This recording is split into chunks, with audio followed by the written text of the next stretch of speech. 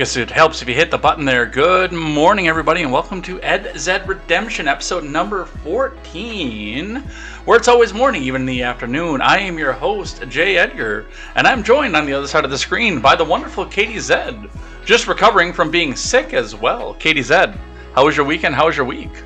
Well, I slept for 2 days this weekend, but my week was very exciting. I got a new job, put in my notice at my old job, so making moves.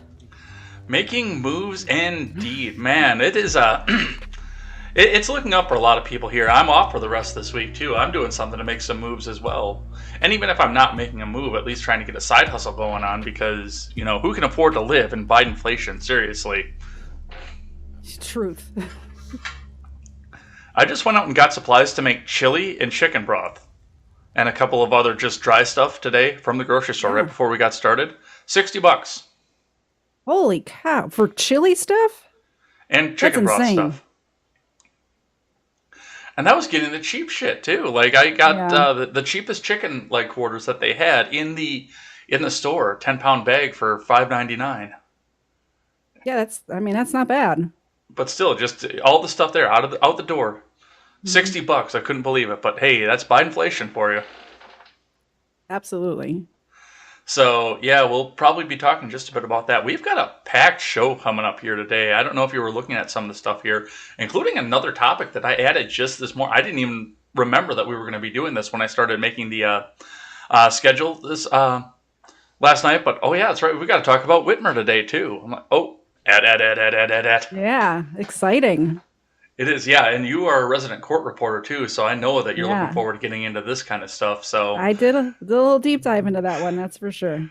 Little deep dive. Yeah, we've got a lot of stuff to go over with this one here. Elon Musk was both named to the board of Twitter and then declined to be named to the board of Twitter this week. Breaking news this morning that he will not be joining. And we'll talk a bit about what's going on with there. But for the most part, like I don't really care who owns and is on the board of Twitter. I'm just here for the laughs. I'm not going to lie. And there has been some major butthurt going on with that. Yeah. Elon's good at Twitter. Yeah. As mentioned at the top of the show, the Whitmer kidnapping plot trial happened this week. It's actually been going on for a little bit over a month now. It took, but they had to take some time off for the pinko fucking pox. They had to take some time off for some other health-related concerns that were going on through there. But yes, after, what has it been? May 8th was when they started, so after 5 weeks, we got a verdict, and it does not look good for the government, so we'll talk just a bit about that. Yeah. Ketanji Brown Jackson will be, due to confirmation, joining the Supreme Court at the end of the term. Stephen Breyer will be retiring, so, well, we've got a good 3 months, but they still had a great big celebration and a big speech as well. Not a super spreader event somehow, but they had a big event out there, so we'll talk about that. And on top of that, several members of the government are out with the commie coof, including Nancy Pelosi, who just the day before the confirmation was seen kissing Joe Biden. So we'll talk just a bit about that. Lastly, we'll talk about Obama returning to the White House for another visit to come back out and show how much more popular he is than the sitting president, who got more votes than even Barack Obama. And in an interesting twist at the end here, and a little bit of a cough there, because I had a little bit of a sick going on, too, over the weekend. A little bit of a cold going on. But Title 42, it looks like that's going to be going by the wayside because we don't need it anymore because we're not in a COVID crackdown, a COVID lockdown, a COVID emergency anymore. But we do need to put off student loan repayments because we're in a COVID emergency right now. So we'll be talking a bit about that. Plus, I've got a little bit of surprise stupidity for you at the end of the show here. Not as severe as last time, but still a little bit funny. A little bit of something to cheer you up and remind you how stupid the people, our media betters are at the end of this. Do I need a reminder of that, really? Oh, this will be a good one. And it's one that we all know and love, too. Somebody that's been on the hot seat before in this program is on the hot seat again. So we'll be talking about that over here on KTZed Redemption. Thanks for checking us out over on YouTube DLive, Twitch, Twitter, Facebook, all the platforms that are out there. And if you can't catch us live, you can catch us replays back over on Rumble, over on BitChute, over on YouTube as well. Go check us out on all of those platforms. This week, I will be returning to the audio platform as well, so you can find us on iTunes, Google Play, Spotify, Stitcher. You can find us on those major platforms. You can also go back and find us. If you have another platform you'd like me to join, let me know, and I will get the applications in to join that as well. So go and check that out. You ready to get into it? Because we got a lot. We really got to get into this right away. I'm ready. So I know I wanted to wait till the end with this one here because this would normally be something that we would go and check out with the topic here, but this one was just too funny to not put on the top. So right up here at the top of the show, Call to Activism tweets out, breaking, Fox News doctored clips of Obama's visit to the White House to make it seem like Joe Biden was lost. Anyone else think that they should be stripped of their broadcasting license for telling lies? That is laughable. All I could think about when I read that for the first time was very fine people on both sides. You're right. Very true. Assault smirk, Nick Sandman. The Rittenhouse trial. The Rittenhouse footage. So many things that are more important, more damaging than doctored footage. And did they even? I don't even know. I haven't seen the footage.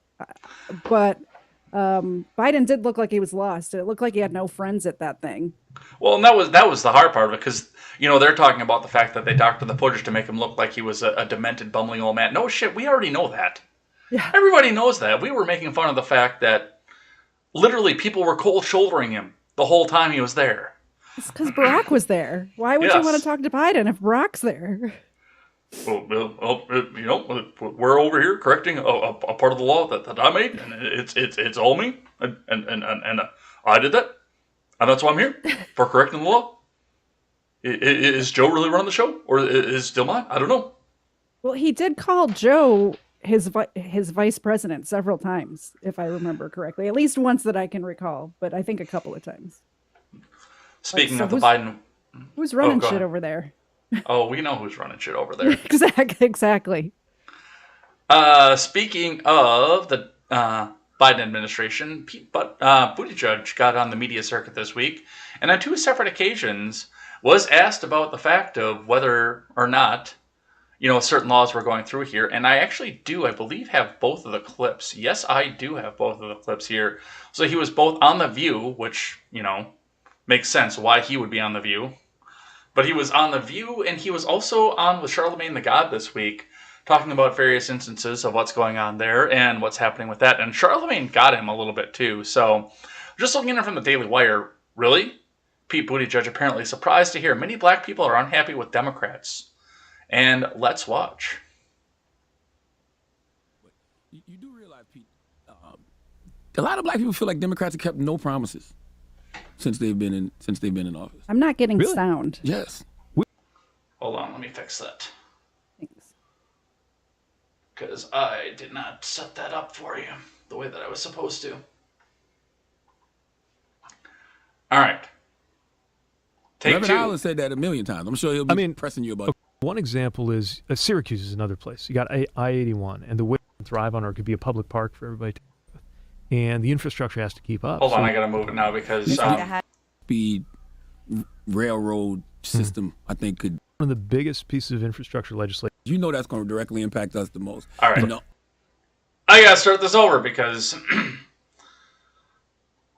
the fact that I didn't have the sound. Daily Wire had it queued up at the exact point that it was supposed to be, and now I've got to go mess with the sound, and now we got to go to on-air production. But you do realize, Pete, a lot of black people feel like Democrats have kept no promises since they've been in office. Really? Yes. Reverend Allen said that a million times. I'm sure he'll be pressing you about that tomorrow. Look, I get it, because the work is not done. But the reason I say really is we just passed one of the biggest pieces of infrastructure legislation in American history. It was a promise, and it wasn't just a promise that the Biden-Harris administration made or that us Democrats made in 2020. This is a promise that every president and every Congress has made in some way, shape, or form for as long as I've been an adult. And we actually did it. But those are big, broad things, and that's great. But I'm talking about things you campaigned on, like the George Floyd Policing Act, and the fact that our voting rights, man, like 19 states have implemented voter suppression bills. That's going to directly impact us the most. And the only strategy Democrats are going to have is we got to go out there and vote in mass numbers to fight it. That's not a strategy. No, So now that you can hear the audio off of that, where's your take? I love the fact where it starts out. Black people feel like they're disappointed in, like they're getting no promise. Really? You don't say. Really? I still don't understand this voting suppression stuff that people have in their heads. I don't understand how people's votes are being suppressed. I don't think he understands. I don't think he could articulate what these laws of not passing out bottles of water in line, for instance, in Georgia, have anything to do with people voting. It's got nothing to do with it. Does he think that Black people are incapable of getting an ID? Like I have lots of Black people in my life, and they all have driver's licenses. So, I don't know where this is going. Like they have the ability to get to the polls. They know how to take the bus, or they have a vehicle of their own. Like, they're not babies. Like, why are we treating people like they're children? It's ridiculous. Well, and the long lines thing too. That's one thing that I've questioned going through all this as well. Because I mean, where I live and where I've always lived, even when I lived in the city, there was a district, and you went to that district to vote, and because it was so streamlined because of older people and everything else, you didn't wait for long. I couldn't tell you the last time I waited more than 10 minutes. I understand in some of the bigger cities, I've never seen this, but from what I understand, in like Orlando, Atlanta, Birmingham, stuff like that, they actually combine a bunch of districts into one building. I don't know if that's true. Like I said, I've never physically, personally seen it, but I've heard about it. You were close to one of those metros I mentioned. Is this something that you have seen before? Or?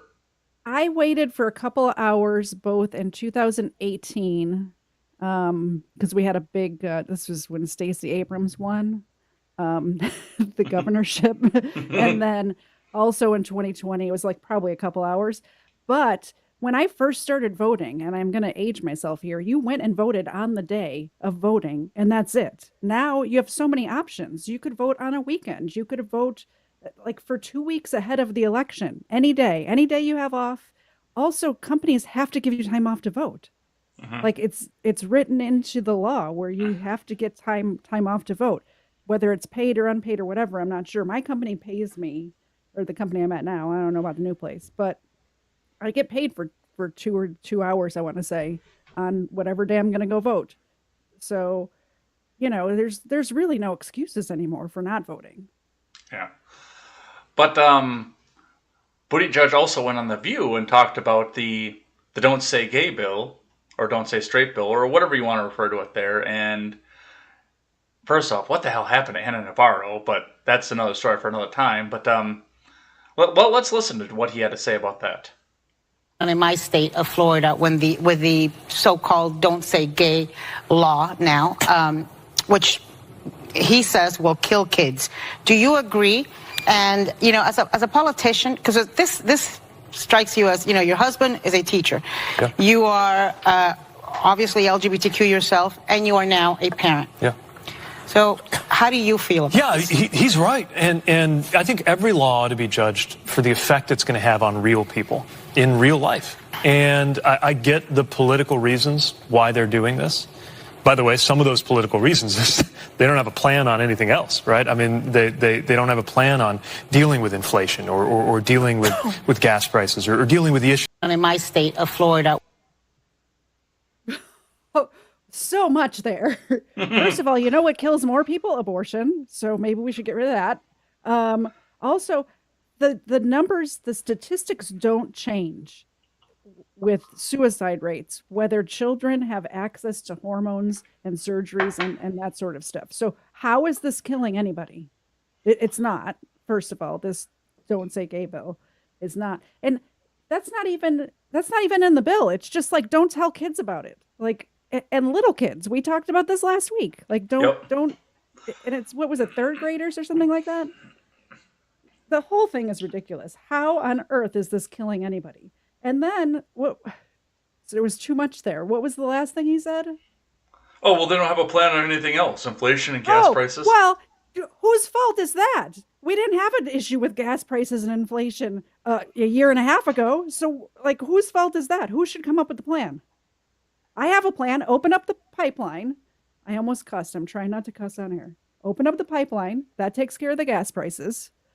and the inflation. Stop printing money. How about that? I came up with it. Put me in charge. Put me in, coach. I thought that would go against every core belief that you have. I mean, Stop do we have to go printing back to the money. title card about putting you in charge? Oh yeah, no, don't put me in charge. If it's like we discussed this morning on another show in another chat, like, would you rather have me in charge or this guy? Like, honestly, like if it had to be one or the other, then yes, put me in charge. Biden, and this is actually ancient history right now because Biden has made the announcement here. Biden is set to announce new crackdown on gun rights this week, according to the Daily Wire. And it turns out that, yes, Biden is going to put new crackdowns on ghost guns, lower kits. He's going to make it a federal crime for a federal firearms license dealer to not put a serial number on a so-called ghost gun or homemade gun that they bring in. They are going to be extending the records that they have to keep on sales for the life of the business, not 20 years.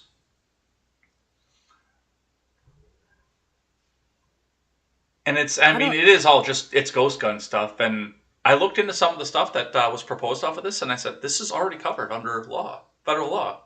No, this is okay. So I did a little research into this one too, and they're trying to make it so you can't buy parts of guns. So every single part of the gun, like right now, it's perfectly legal to create your own gun. You only have to register the upper, I think, or the lower, one or the other. Lower. I can't remember.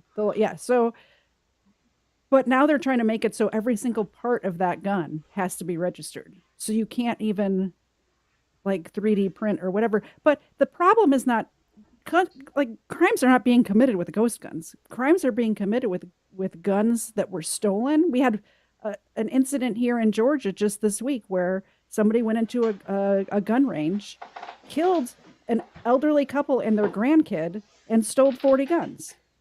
You know, it's unsolved at this point.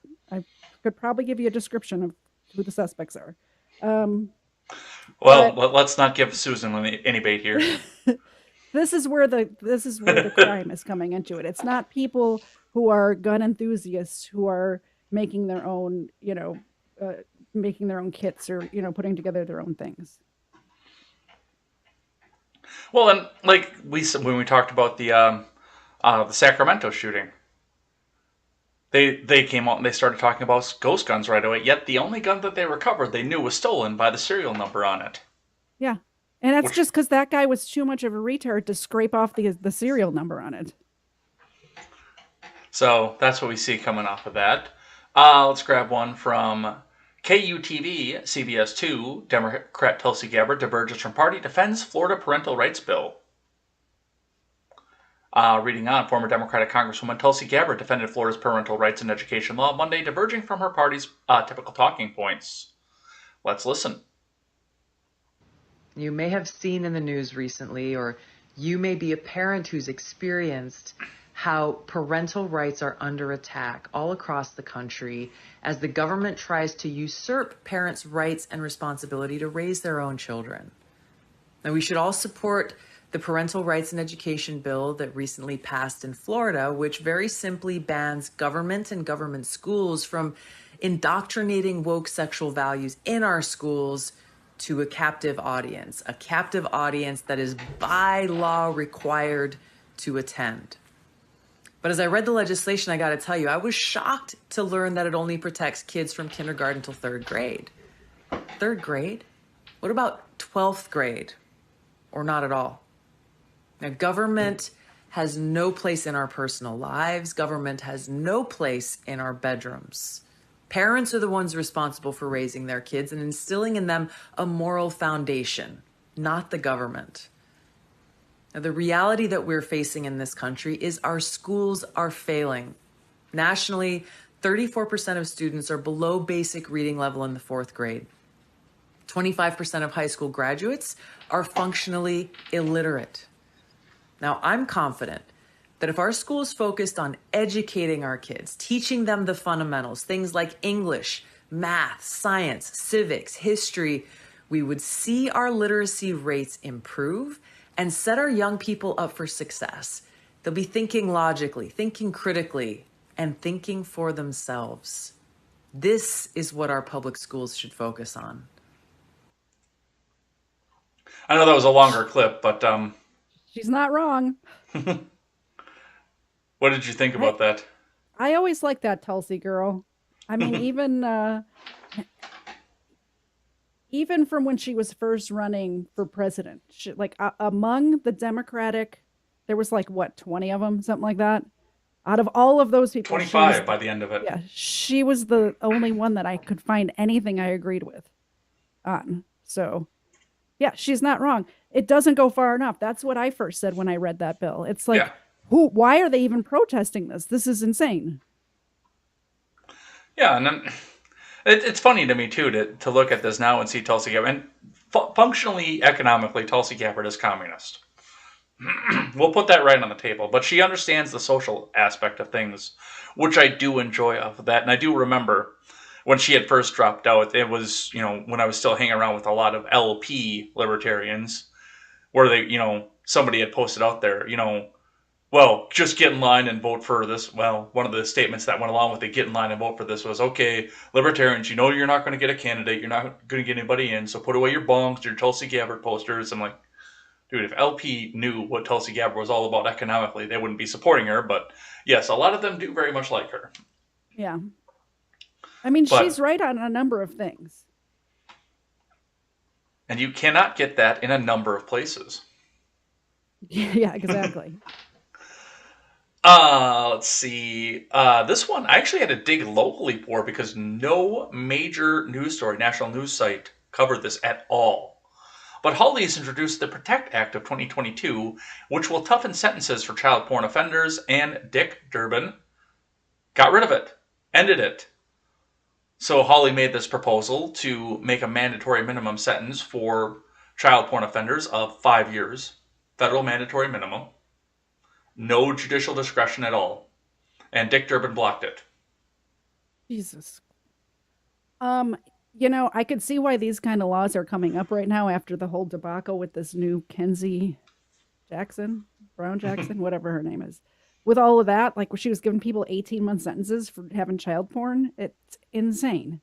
But they need to put it through at a strategic point to where it can get passed, Mm-hmm. So, yeah, and it is blocked at this point, so no more of that. California City has decided to give universal income to transgender, non-binary residents regardless of earnings. And Palm Springs will set aside $200,000 for the program. California City is planning on giving UBI to transgender and non-binary residents regardless of their earnings level. Transgender residents in Palm Springs are eligible to receive UBI of up to $900 per month solely for identifying as transgender or non-binary, no strings attached. What the fuck? What? Like, why? Why? So they're just taking money from us and just passing it out to what? And encourage people to be part of this demographic? That's the only thing I can think of. Yeah, I have no idea what's going on. Or try to draw some more of them in there. I'm not sure. Maybe.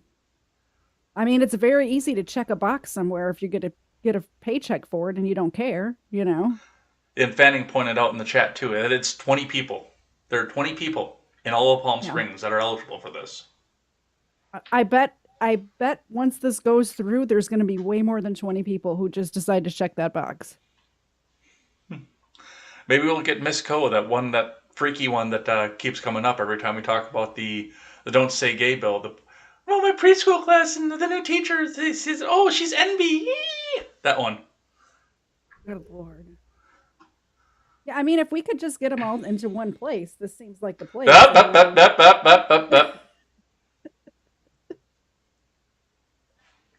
I knew where that was going.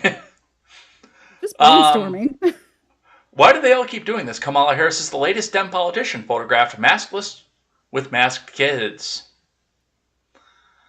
So Kamala had a photo op with school children from a D.C. area elementary school. And yes, there she is. No mask, with all the masks on all the little kids. Of course. We're going to have another one next week and the week after. I think last week we had one with Stacey Abrams in the same, maybe it was a couple weeks ago. Yeah, it was a couple weeks ago. Because the rules are not for us peasants, Ed. Don't you know that? Or the rules are only for us peasants. Uh, Police track and nab the Senate Fox. Did you see the Senate Fox story? I It's cried. so sad. I cried. It's so sad. I mean, never mind. I didn't cry. But it is very sad. And when I found out that they killed the babies, like, it's very sad. But I didn't cry because, they're animals. So I did. Even if they're animals, that's still a horrible fate to come by. The last thing that you see is a federal agent getting ready to kill you, which is actually probably going to be the last thing I see too, but... Well, we'll see. But yes, a fox was loose on the Capitol grounds, bit several journalists, and a Democratic politician from California. It was reported that she then took a shit on the lawn and ate it to get the taste out of her mouth. Hopefully they all got rabies, so... Looks like the politician was didn't have a skin break. The fox just got a hold of her suit, and the fox was rabid. That is the reason that they did kill the fox, was because she was rabid. Yeah. Probably the reason that they went after the babies too, or maybe it's just the ATF needed practice because they're good at doing that with canines.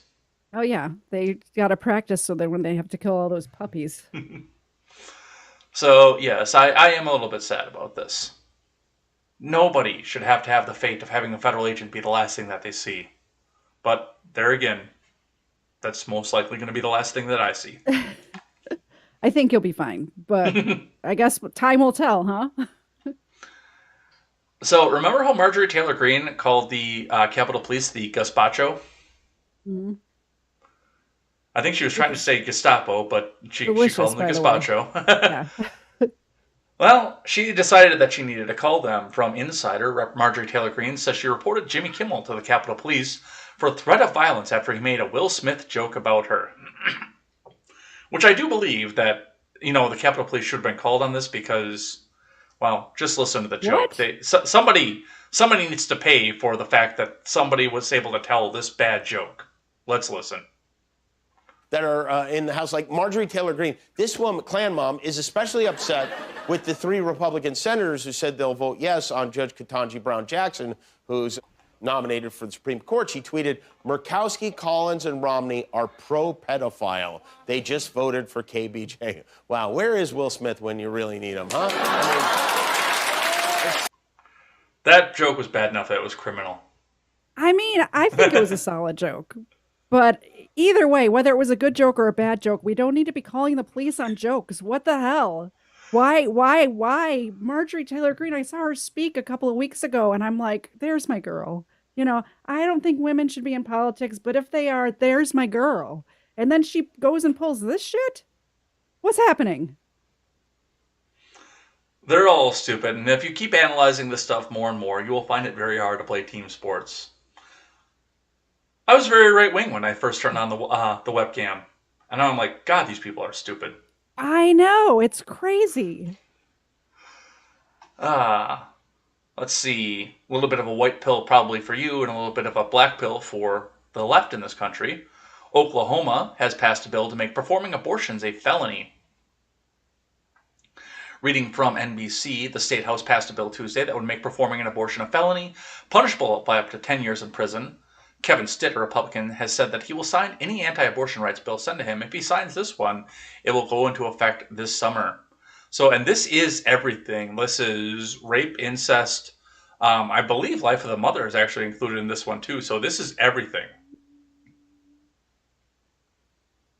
I don't know if I agree with all of that, but this is a step in the right direction. I'd rather go too far and have to pull it back. You see what I mean? Yeah. Than not go far enough and never gain ground. So we might have to move to Oklahoma. I'm not sure. I don't think I know anybody in Oklahoma, but might be in the cards. There's somebody that I know in Oklahoma. Actually, you know who this person is, but I'm not going to say on air. I'll tell you after. So I have built-in friends in Oklahoma. Actually, come to think of it, I do know somebody else in Oklahoma, I think. Yeah. I'll tell you after the show who the one is, but also keep in mind that we will have A friend who hates the government and chickens if we go to Oklahoma. Who hates chickens? No, a friend who hates the government who has chickens. Oh, who has chickens? Huh. Mr. I know somebody Helton. like that. I know somebody like that in Tennessee too. Mr. Helton. Mr. Helton is in Oklahoma. Oh yeah, built-in friend right there. Is he here? I haven't seen him yet today. But yes, hates the government and has chickens and is in Oklahoma. Mr. Helton. But I mean, I looked at this and you see the typical stuff coming back off of this, and I actually had to answer with one, and she never answered me back. But she's like, "Well, this is going for all the people that had the choice taken away from them. Like they didn't have a choice when they were raped, so we're taking the." And somebody came back and said, "Well, you don't want to focus on the 1%." Then she fired something stupid back, and I said, "Okay, well, let's compromise then. Are you ready for compromise? Let's compromise. We will exempt the 1% that you brought up, and every other abortion that's ever performed is life imprisonment for the provider and the seeker." It's murder. Yeah. Absolutely. If you hire somebody to kill somebody, you go to prison and the person who killed the person goes to prison. So why not? I don't know, but they didn't answer. The woman didn't answer that, so I'm guessing that I touched a nerve with that one. We need to make it easier for adoption because that gives people a choice then. They know their kid's not going to end up in some group home somewhere. There's plenty of people that would adopt if it wasn't so many, red tape and hoops and money. It's really expensive to adopt. So we need to be pouring resources into that to take care of the abortion thing. Did you see this one? I knew this was going to be your favorite article this week. Cracker Jack has added a Cracker Jill line to celebrate women in sports. So ridiculous. That is ridiculous. And there it is. That's ridiculous. Apparently, this is going to be a brief run on some select ballparks that are going to have the option to get a Cracker Jack and Cracker Jill to, again, celebrate women in sports. They're trying to get women out of sports. Why are they doing this? Like, they're trying to take all the sports away from women. So what's the point? Like, why? I used to like Cracker Jacks. I guess I'm going with the fiddle faddle from now on because, it's just ridiculous. Apparently that bottom bag is culturally appropriating, according to Mr. Zed. Yeah. Absolutely. Definitely, that's not a cracker.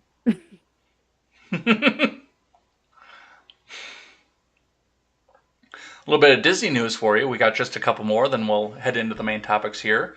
Cole Sprouse of Disney Channel fame says that Disney heavily sexualized young girls at the network. So this came to us from The Blaze. His actor and former child star Cole Sprouse blasted the Disney Channel with accusations of what he said was rampant sexualization of his former female co-stars. Which anybody with two eyes that saw the Disney Channel at the time that he was on there could figure that out. Even the adult ones. You don't say. Yeah. Yeah, Disney's been going downhill for quite a while now. Between, like, we all knew this was happening. We could see it. We could see this happening. And now with them supporting the protesting and putting this LGBT stuff built into their movies. Didn't we have an article last week where somebody who works on these movies is trying to put as many gay characters into it as possible? Like, they know that they influence culture, and that's exactly what they're trying to do.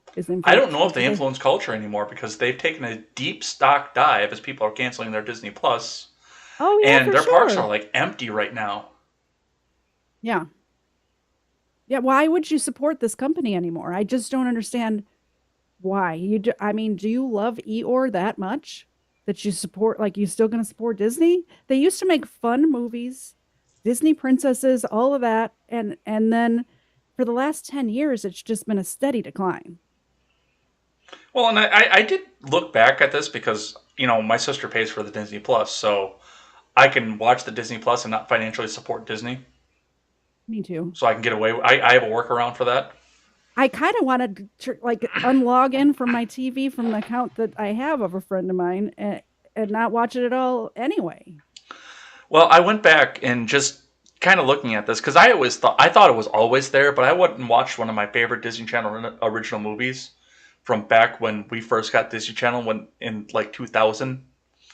Stepsister from Planet Weird, which was my favorite one, and I just looked at the costuming of the two girls that were in that movie. I'm like, this is not what they were doing like a couple years ago.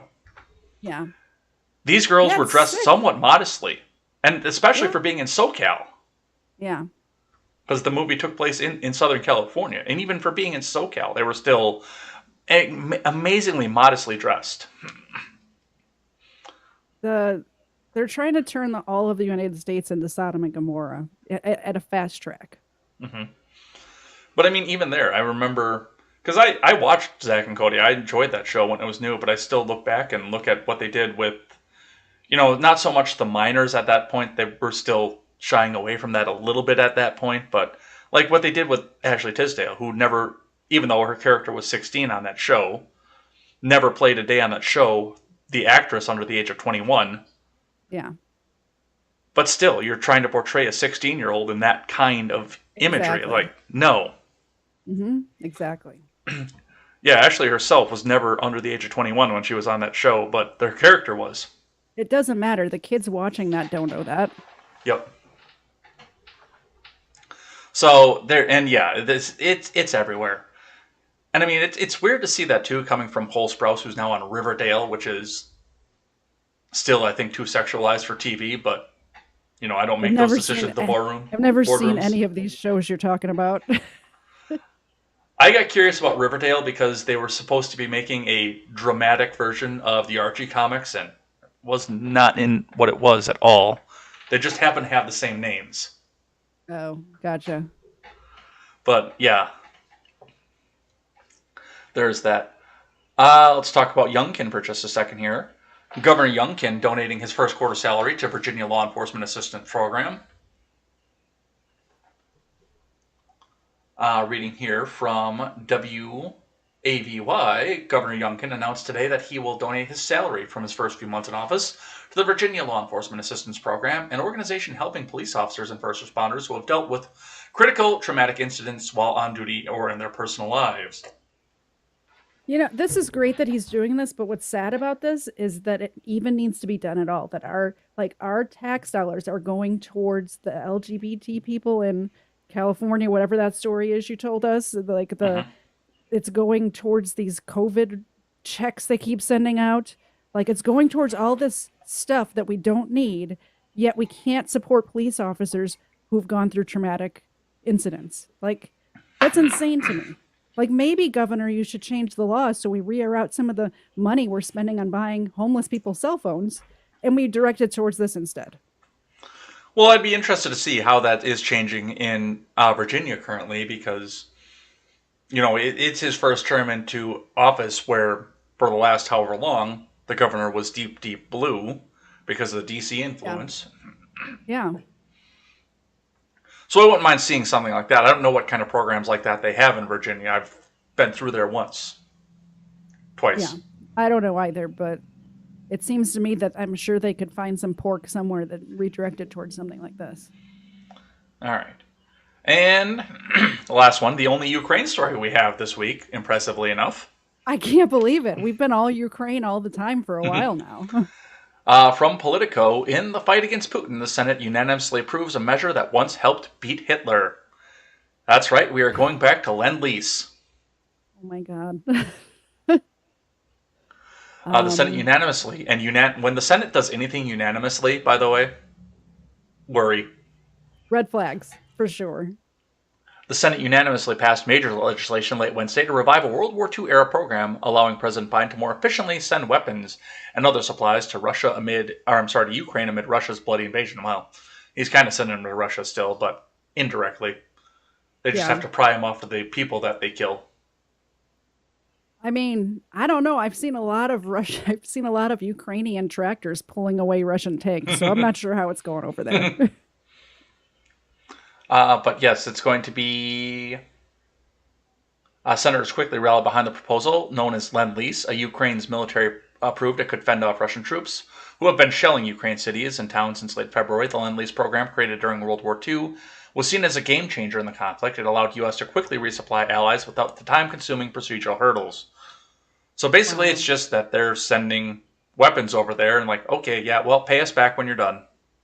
They're never. I mean, I think I found the money that we could use for those cops that had traumatic. Like, what are we doing here? We're just like, why do we have to be involved in every single thing happening around the world? What do I care? What I don't give a shit. What I don't care what happens in Ukraine with Russia. Let Russia take over all of Eastern Europe. I don't give a shit.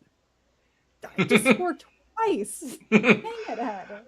After you ran off and tried to avoid it the first time. I know.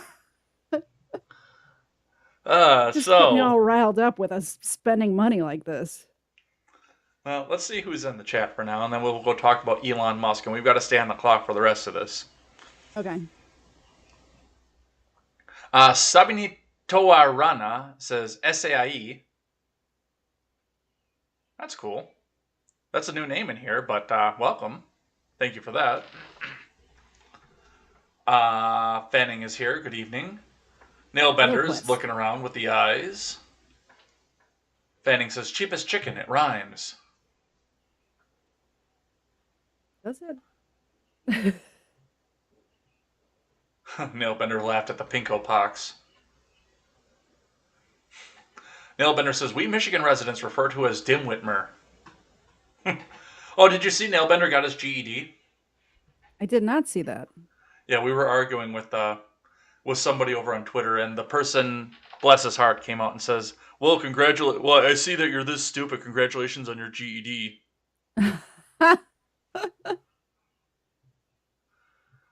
Yes, Odyssey. We do need to get Odyssey set up where it's auto-drawing. I actually need to get BitChute to set up where it's auto-drawing, too, because I currently have to sit and re-upload and reformat the video and then re-upload it to BitChute. And there's a way to get it auto-drawn. I just can't get it to trigger.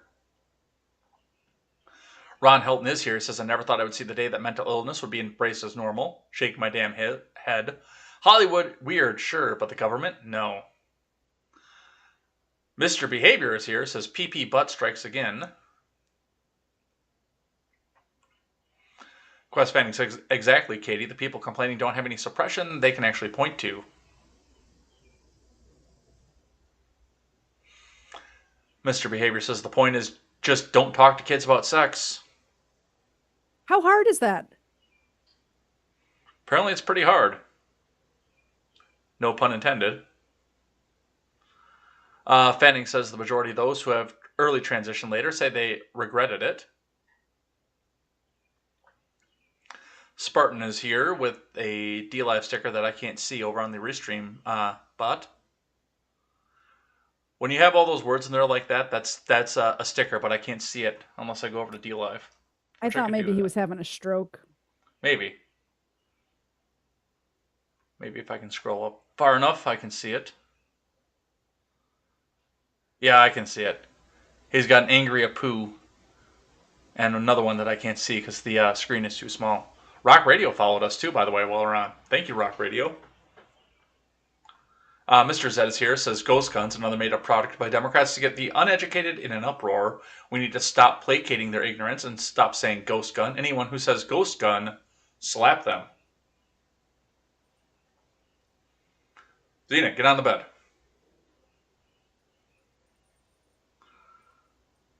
Randy is here, says, oh damn, I just missed my girlfriend. Talking about Tulsi.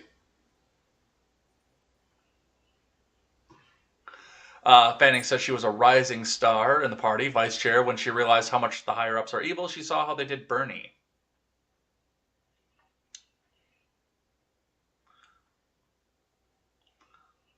Let's see. Randy says 200,000, that'll last less than a month.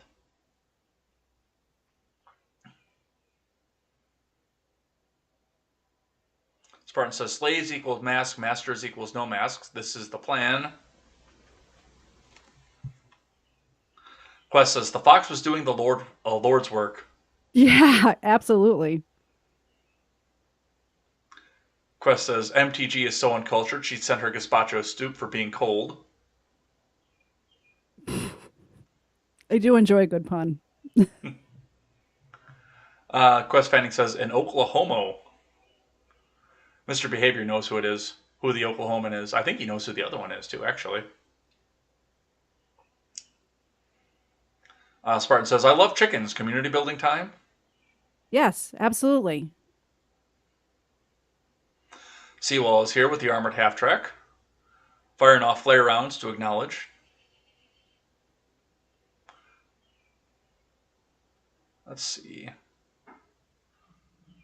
Smells like Elon Musk.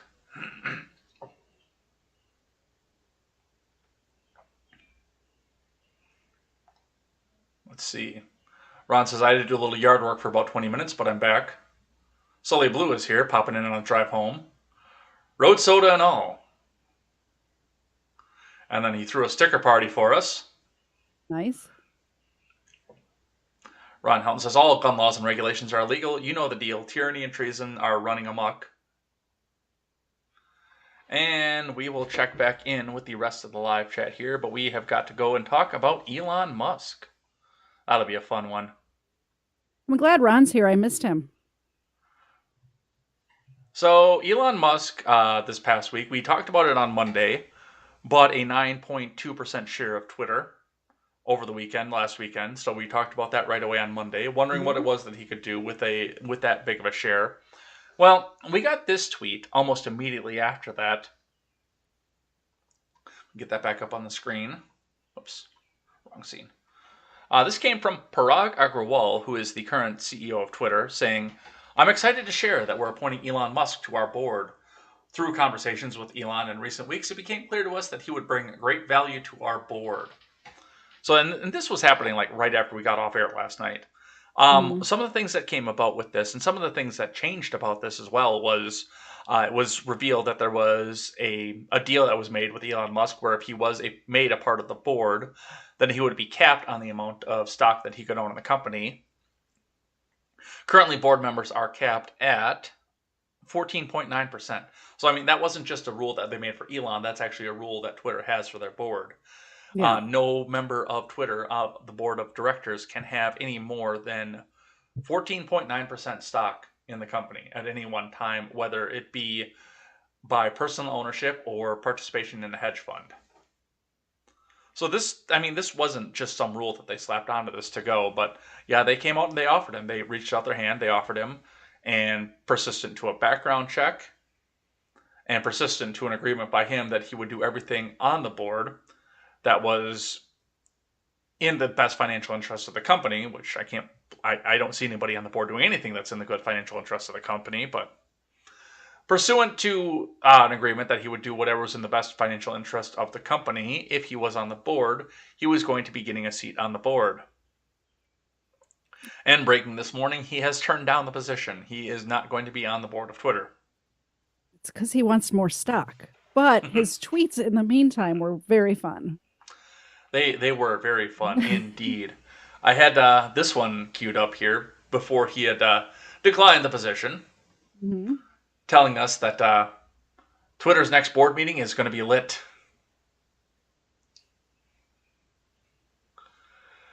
Oh, I love watching Elon Musk. I looked at this, and there's so many people that are melting down about this right now. It is ridiculous how much what the owner of Twitter affects their lives. It's crazy, right? I just appreciate somebody who can meme themselves. Like when Kyle Rittenhouse did this a few weeks back with the gas gif or whatever. And if somebody can appreciate that they've been made into a meme and then post that meme, I think it's hilarious. And if you can't make fun of yourself, you shouldn't be making fun of anybody else. No, and I mean that's absolutely that's been the fun of it. But just I see so many people saying, like, especially when he decided not to go on there, well, we dodged a bullet because Elon Musk isn't going to be on the board anymore. Woman, go outside and touch some grass. What did she think was going to happen? People would have free speech on Twitter? Oh, no. Well, that seems to be the argument off of there, is that the free speech on Twitter is somehow fascistic. He's not going to, like, take away your block button. You could still block anybody you want, sweetheart. And it is just the meltdown of all this. I know that right away when he got set out to the board, I saw a lot of people that threatened to delete their accounts, and I tweeted back off of that. I said, well, Okay, see you with the later. amount of people who are threatening to delete their accounts or already have deleted their accounts, Elon Musk has already made Twitter a better place. Or have gotten banned through no fault of their own. Yeah, but that made Twitter a worse place. Yes, that's true. But it is amazing to see off of this. One of the decisions before he decided not to join the board was this article that came from Fox Business, which, by the way, netted me a fan this morning on Contemporary. Jesus Christ, you're reading from Fox News too? Yep. This is trash. All right, see you later. But Elon Musk has floated turning Twitter's headquarters into a homeless shelter. Elon, Twitter's largest shareholder, proposed turning the social media company's San Francisco headquarters into a homeless shelter because no one shows up anyway. I mean, San Francisco needs it, so.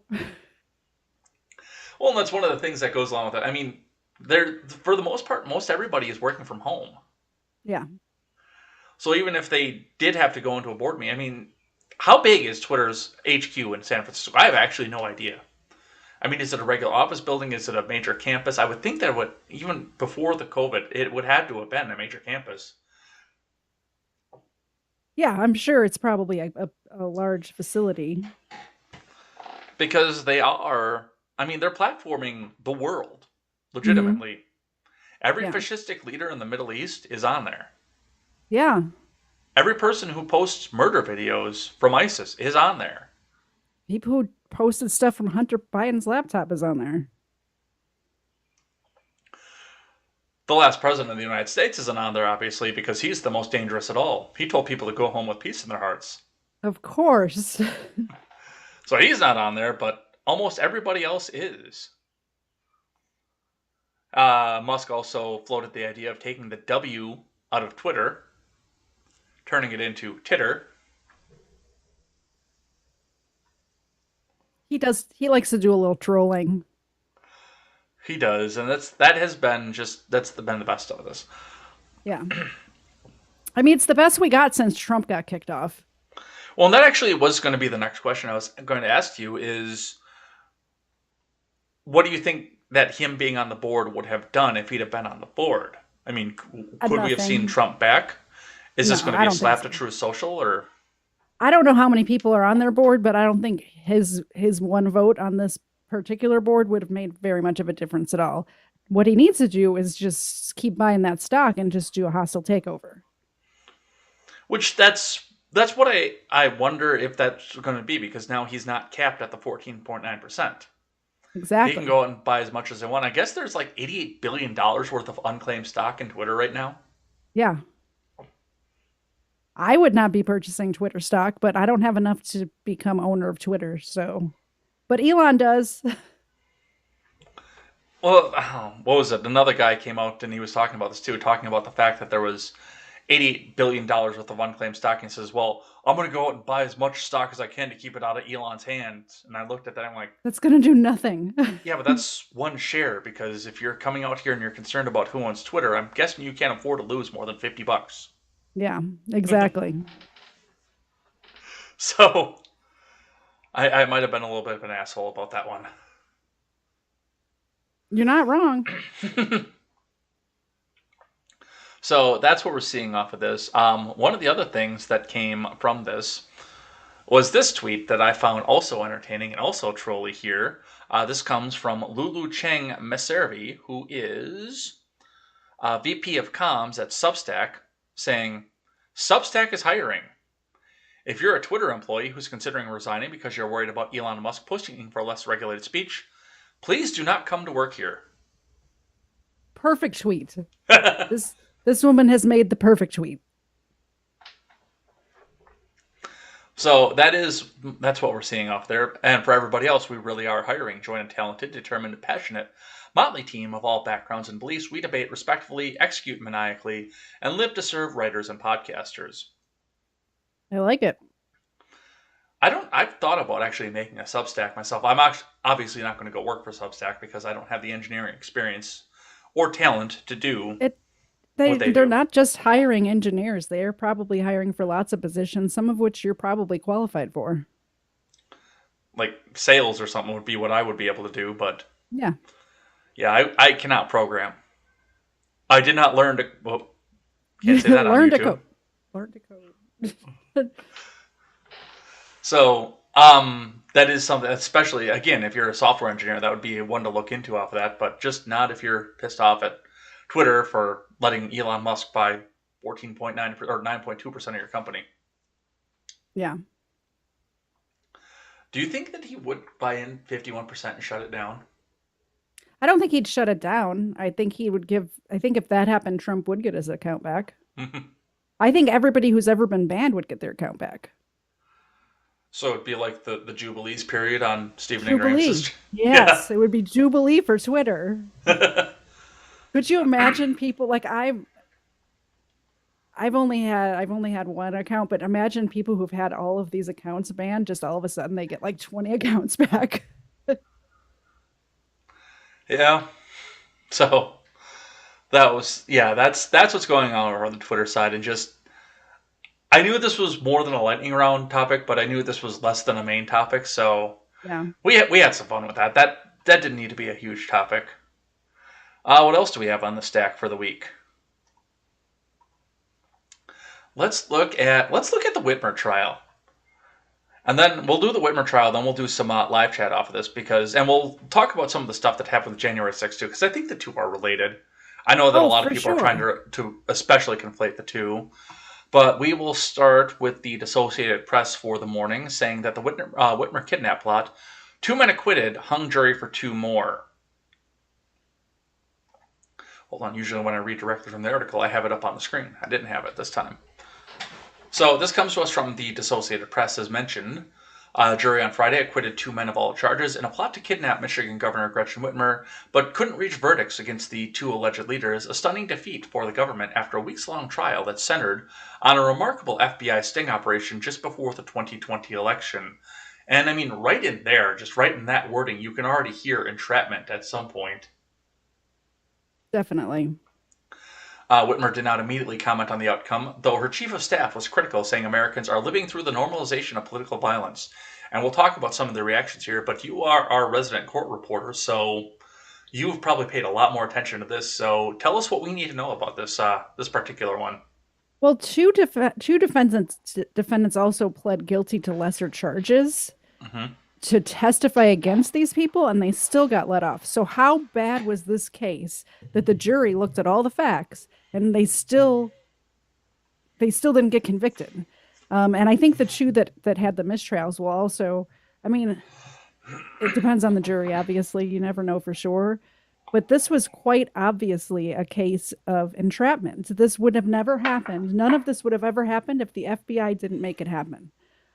Also very concerning is that the FBI agent who was setting all this up then got transferred to DC and is overseeing the January 6th stuff. So it's definitely connected. It's the same dude doing all this. So I guess, I don't know, I wasn't prepared to speak on this, I guess. But as far as the defendants are concerned, 2 of them pled guilty. They testified against the other guys. They got let off. And even though they're not saying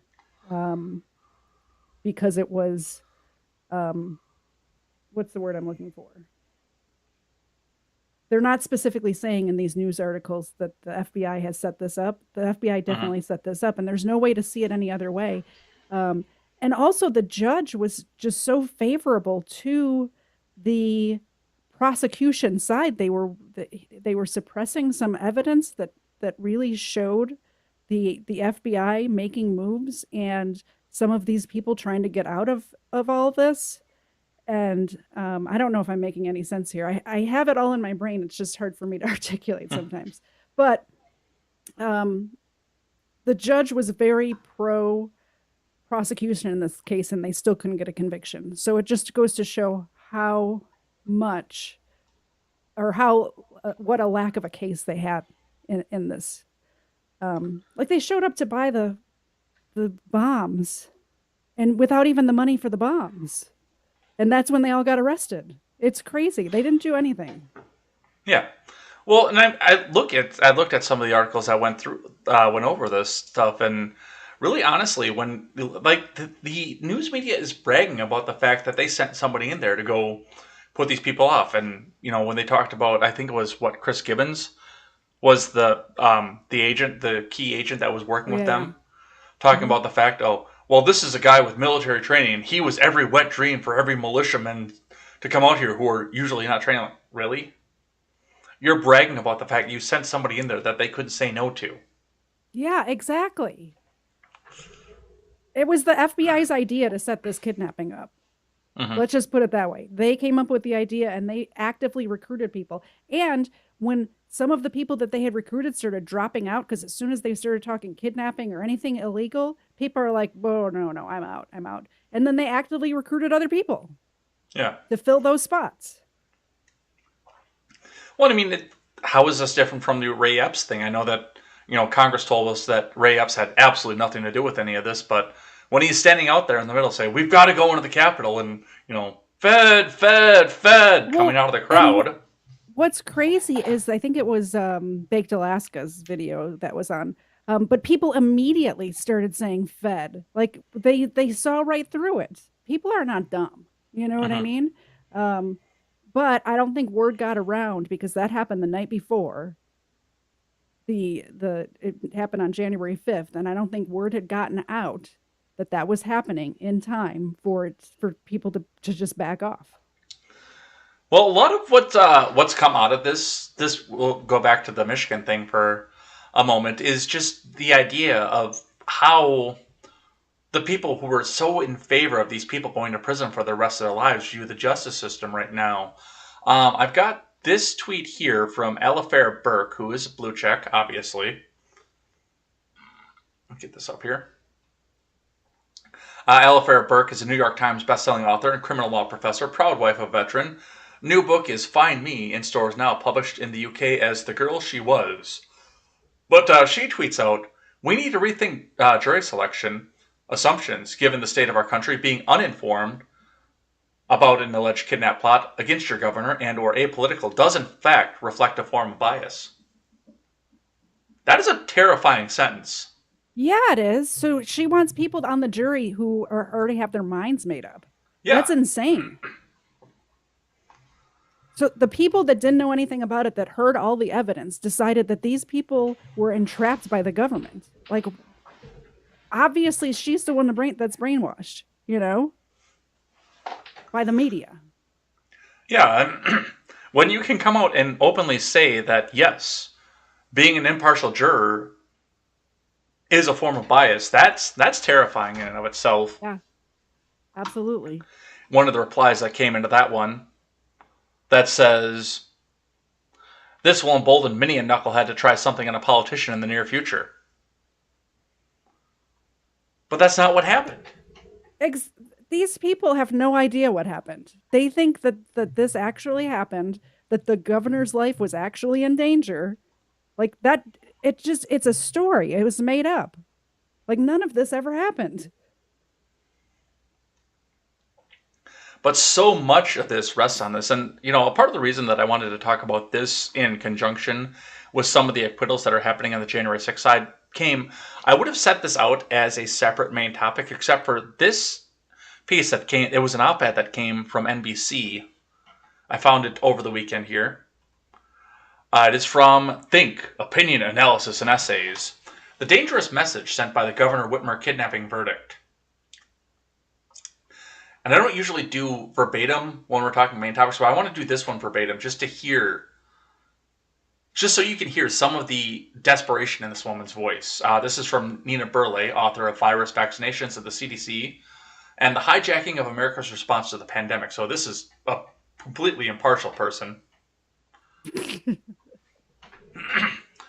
Daddy, do you want a Dorito? A little girl's voice asked. Honey, I'm making explosives. Can you get away from me, please? That recorded exchange between Delaware trucker Barry Croft Jr. and his daughter was just one of hundreds of examples of audio, video, and online chatter prosecutors presented to the jury, considering the fate of 4 men accused of plotting to kidnap Michigan Governor Gretchen Whitmer in the fall of 2020. Croft and 3 other men charged in the alleged plot were associated with an armed anti-government gang called the Wolverine Watchmen, according to federal law enforcement. But on Friday, a federal jury did not convict any of the men. Brandon Caserta and Daniel Harris were found not guilty of the conspiracy. The jurors deadlocked on Barry Croft and Adam Fox, with the judge declaring a mistrial on those counts, which means it's a mistrial without prejudice, so they will be tried again. Yeah. The trial has been closely watched because of its potential implications for the increasingly bizarre relationship between Trumpist conservatives and law enforcement. In fall of 2020, during the final tense, COVID-infested weeks before the election and the prospect of political violence on the horizon, authorities arrested and charged 13 men with a crime simultaneously ridiculous and sinister, prosecutors say members of a Michigan militia, enraged at their female governor's COVID lockdown orders, spent months plotting and training with the stated aim of capturing Whitmer and either putting her on trial or executing her, or abandoning her on Lake Michigan in a boat without an engine. So I'm going to skip ahead a little bit off of this one here because we know some of the details. Defense lawyers argued the government entrapped politically outspoken, but otherwise law-abiding men who were simply exercising their First and Second Amendment rights to speak freely and collect weapons. Typically, entrapment is extremely hard to prove. U.S. law allows law enforcement to use tactics against someone with a predisposition to commit a crime, which that needs to be changed. That's accurate, but that needs to be changed.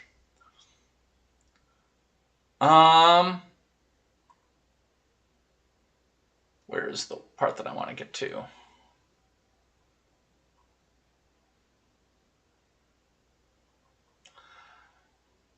There's another part in this that I wanted to get to. Yes, this one right here. Nonetheless, the pleadings of the defense attorneys got mainstream coverage during the long period between arrest and trial were enthusiastically amplified by the larger right-wing messaging machine. There was a bigger goal here by eroding trust in law enforcement. The far right could continue to claim that the January 6th insurrection was nothing more than an exercise in free speech. So I'll leave off on that, but what's your take on what you heard off of this so far?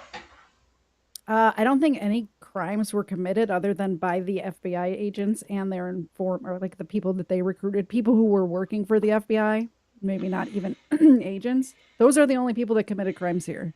Everyone else needs to just they might not even retry these people since the other 2 cases went so horribly. You know, I don't know the details of each individual's, like what exactly they did. You know what I mean? I just don't know.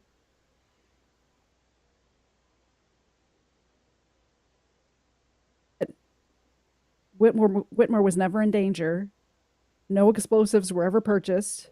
Nobody was even planning. None of these people were planning on purchasing any explosives because they didn't even bring any money with them. And right there, that's like, they weren't planning on doing anything. Yeah, I think that they were just all gung-ho, doing their military ops and had friends to hang out with. And, that was the extent of it. Like I said, I mean, I would think that there are probably, I'm actually surprised that it hasn't happened more often, where we've probably got some people out there who are trying to convince me to, hey, let's go do some political violence over there, because I sit every morning in front of that flag, every weekday morning in front of that flag online, so everybody can see it. Yeah. Like, hey, this guy probably wants to do violent things to the government. There's been people in other live chats that we're sometimes a part of that pop in and tell us about things going on, and we're like, okay, Fed, see you later. Move along. They're so easy to spot. I don't know how these guys fell for it,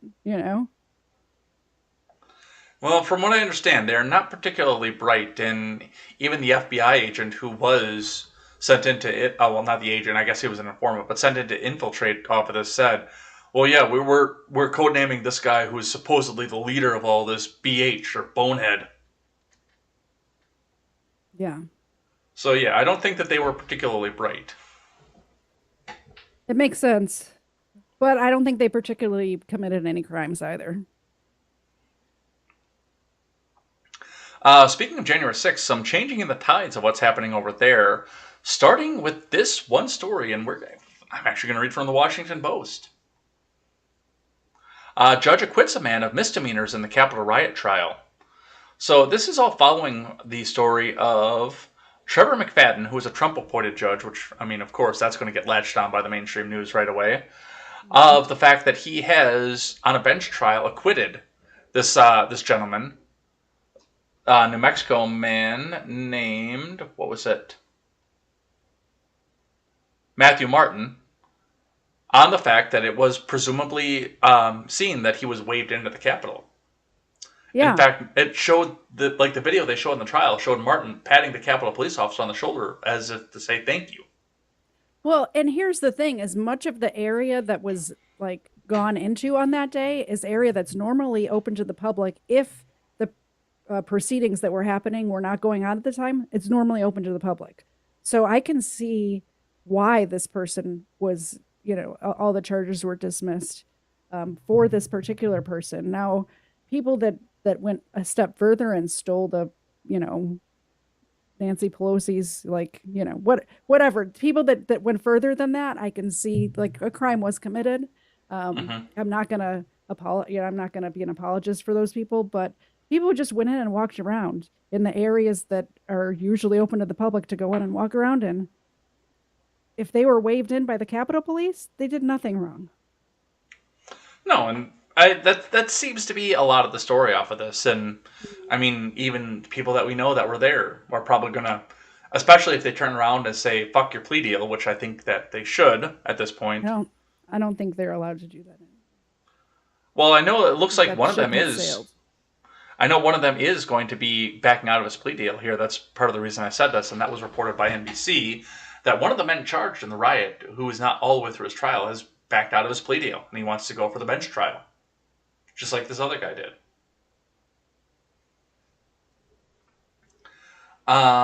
This one here from Ryan Riley over at NBC. A man charged in the January 6th attack on the U.S. Capitol backed out of a planned plea deal with the government Thursday, a day after a federal judge acquitted another defendant. Sean Witzman, who faces 4 misdemeanor charges, was scheduled to plead guilty next week, but he changed his mind after U.S. District Judge Trevor McFadden, an appointee of President Trump, found former federal contractor Matthew Martin not guilty during a bench trial. And honestly, I kind of think you should. Yeah, if he hasn't pled yet, then yeah, definitely. I think at any point you should. I mean, all of this should have been taken to trial. Yeah. I have entered a plea deal in my life, but I was also, with the plea deal, it was dropped to restitution and acquittal. Yeah. Like, I have no record because of the deal that I took. Yeah. I paid for the damage of what happened, and I have no record because of that. That is a plea deal that you take. But if they're going to try to get you one charge for another charge, they're looking for a statistic at that point. It's true. X amount of people pled guilty, X amount of convictions, X amount of arrests, indictments, etc. They're looking for that statistic so they can go plaster that all over the news come midterm time, come election time. Yeah. Come 2024 time. You got something going on in the background over there? Or? No, I'm just reading the chat. So that's what we see off of that. But this one I found a little bit interesting. Judge has restored the January 6th defendant's gun rights over DOJ objection. And this comes to us from Politico. A judge has restored a Texas woman's rights to possess a firearm just weeks after she was sentenced for illegally entering the Capitol on January 6, 2021. Same judge, Trevor McFadden, has issued an order on Thursday granting florist Jenny Cudd's request to lift a term of her probation that forbade her to own or possess any firearm, ammunition, destructive device, or dangerous weapon. That's good because she did nothing wrong. Yeah, exactly. Cudd had asked the condition be set aside, citing threats she received following publicity about her role in the storming of the Capitol as lawmakers were preparing to certify Joe Biden's win in the 2020 presidential election. So, I mean, number one, she's out on a misdemeanor. That's what she got convicted for. This wasn't a felony, but there was a stipulation on the probation that you can't own a gun, which I think is ridiculous. I don't understand. Especially on a misdemeanor. Yeah, for sure. That's a ridiculous stipulation. What defense attorney agreed to that? What I don't know. defense I don't attorney know signed how off on she that? agreed to that. Like, of course, there's court records. She's on record now. She's gonna need protection. I don't know why she agreed to that at all. Like, it was a felony conviction, I could understand. Because that's par for the course for having a felony on your record. But I for that, don't no. even agree with that, because if it's a nonviolent felony, I don't agree. I don't even agree with that. Like, shall not be infringed means something. Yeah, I understand that entirely. We got to play within some of the rules, but yes, it would be nice to see some of those rules get changed too. But Yeah, exactly. so, and yeah, she absolutely should be able to, especially in Texas. Come on. McFadden cited the Supreme Court's 2008 ruling in D.C. versus Heller that held that the Second Amendment guarantees an individual right of self-defense, which the legal scholars on Twitter are still trying to tell you that is not true. Ridiculous. I don't know. What do you think about the acquittal? I think it's And great. what do you think it means going forward? I think that more people whose cases have not been completed, or they haven't, pled, or you know what I mean. It's to where it's a point where they can still make decisions on their case. I think it will change a lot of people's minds about what they're going to do. Because now there's precedent, and precedent is very powerful in a court of law. Yeah. I think it destroys the narrative. And that's what I'm the happiest about. And it also depends on what judge you have. So I would take it, if I was in the shoes of somebody who was there in Washington, D.C. on January 6th, I would take into careful consideration what judge was assigned to my case before I did anything. Mm-hmm. Do some research, see where they stand, see where they sit on things like that. Yeah, absolutely. Exactly. I'm glad that they were able to get, this particular judge on this too. I know there was a story that I had on this morning, but I had to cut for time, where the Trump asked, because he's suing Hillary Clinton right now, and the district judge in southern Florida that's assigned to him was a Bill Clinton appointee. So he's suing Hillary, and the judge is a Bill appointee. And the judge just ruled that he can impartially sit on this. I'm like, really? You can't rule on yourself. That's not how any of this works. Apparently he can, because he ruled on himself and said that, yes, I will be impartial to this. Our justice system is broken. Well, and I said the same thing. I'm like, Bill and Hillary would be crying bloody murder if it was a Trump-appointed judge who was presiding over the case. We would have heard about it. Yeah. So that's what I see off of that. That's where we go. We did 2 topics here. Let's grab some live chat here and see what these guys are doing. And then we will come back and we will talk a bit about Ketanji Brown Jackson. I will be back in just a second, but I'll listen to what you're reading in the live chat. Okay.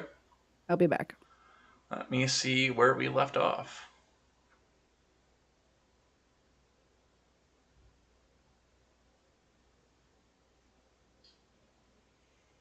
Where did we leave off?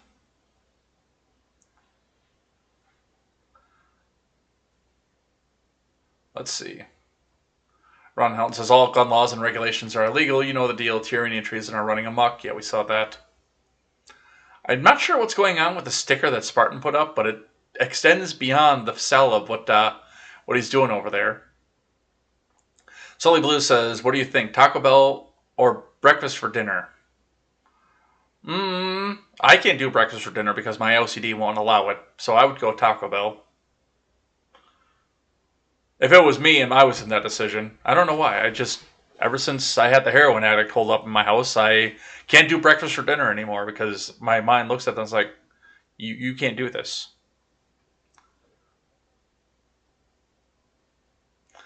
Let's see. Sully says breakfast is potatoes with salsa, eggs, and bacon. Oh, and hot sauce, which does sound good. Might happen in the morning. I actually have all the stuff to make chili now, and I think that's going to be in the slow cooker tomorrow. It's cleaning right now because I made applesauce yesterday. But yeah, after that, I think we're going to do some chili. I think that's going to happen. What did you come up with? Taco Bell or breakfast for dinner for Sully? I'm so hungry I would eat anything, but I say breakfast. Let's see. Randy says he should have been like, no thanks. Boards are always full of the worst people. Isn't that the truth?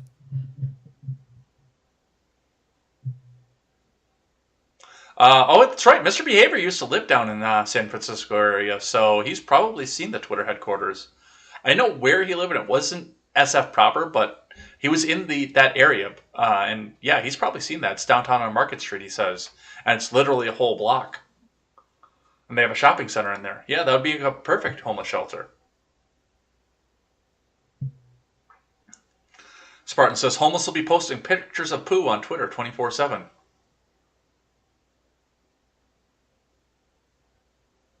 Ron says, can't watch your streams till I get another video card. 64K video memory is not enough on this computer for DLive or YouTube.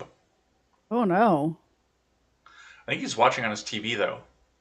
Because I think he's got a Fire Stick on there. I think I remember hearing that.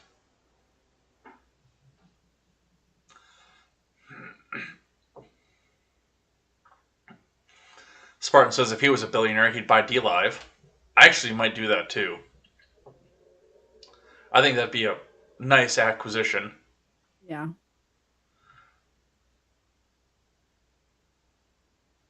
Quest Banning says, I always liked how BitChute works with a torrent.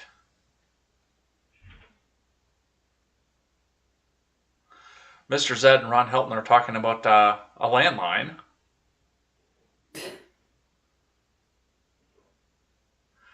Quest says, we always had slimline touch-tone phones when I was young, but my dad worked for the phone company, so local calls were free. Wow, fancy. Sully says, completely a built issue to make an issue that would have never happened, if that makes sense. Talking about the kidnapping plot. Yeah. Mr. Zed says the feds are trying to get as many people to plead guilty or to plead to lesser charges out of fear so they can prove they were right. Problem is, if enough people stand up to them, their cases fall like a house of cards.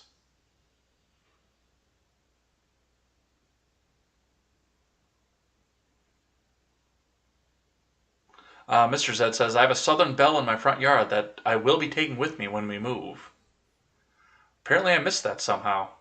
The people who own this house, when it was originally built, worked for the phone company. It was like a company gift to the executives or something like that at that time. So there's a giant Bell South Bell in my front yard. And I walked past it. How many times did I? A lot, yeah. Randy says, people still think Rittenhouse killed black men, but I repeat my previous point. Quest says, that's cool. We have a 300-pound manhole cover from Lower Manhattan in our backyard.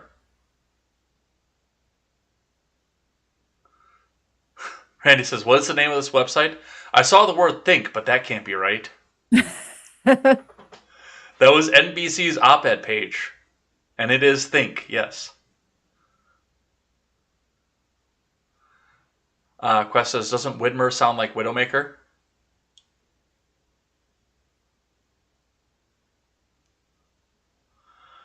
Ron says, a boat without an engine during a gale force storm.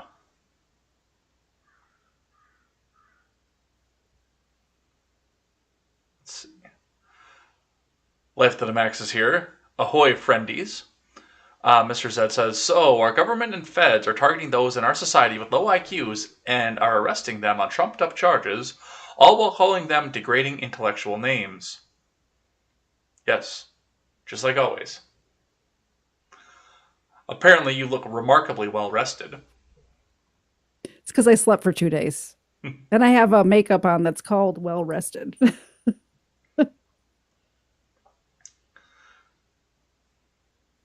Ron says, no blood has been drawn, right, guys? Not yet. I see the dog. She's a good girl.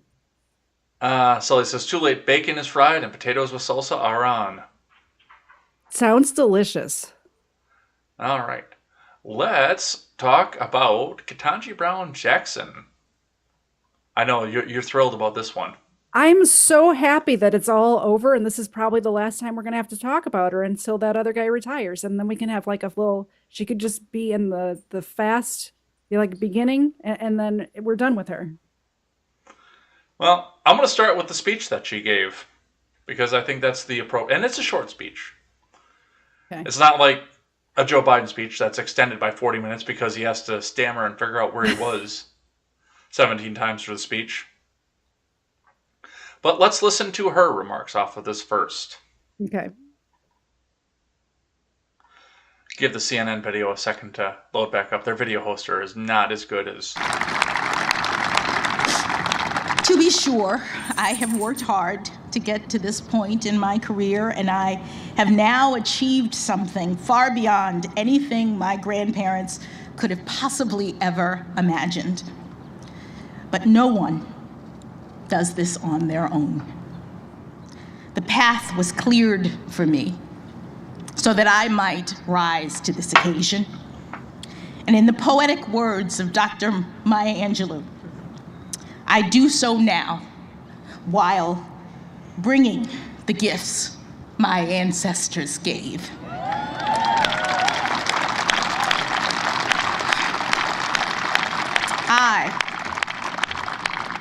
I am the dream and the hope of the slave.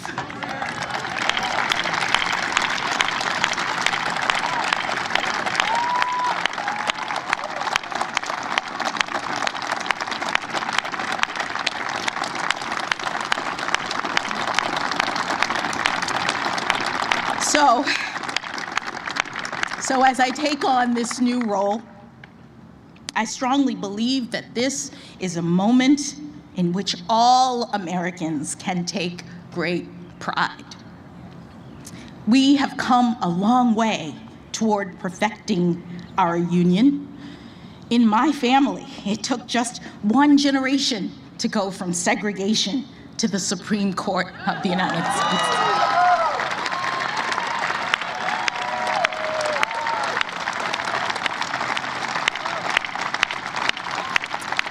And it is an honor, the honor of a lifetime, for me to have this chance to join the court, to promote the rule of law at the highest level, and to do my part to carry our shared project of democracy and equal justice under law forward into the future. Thank you again, Mr. President and members of the Senate, for this incredible honor.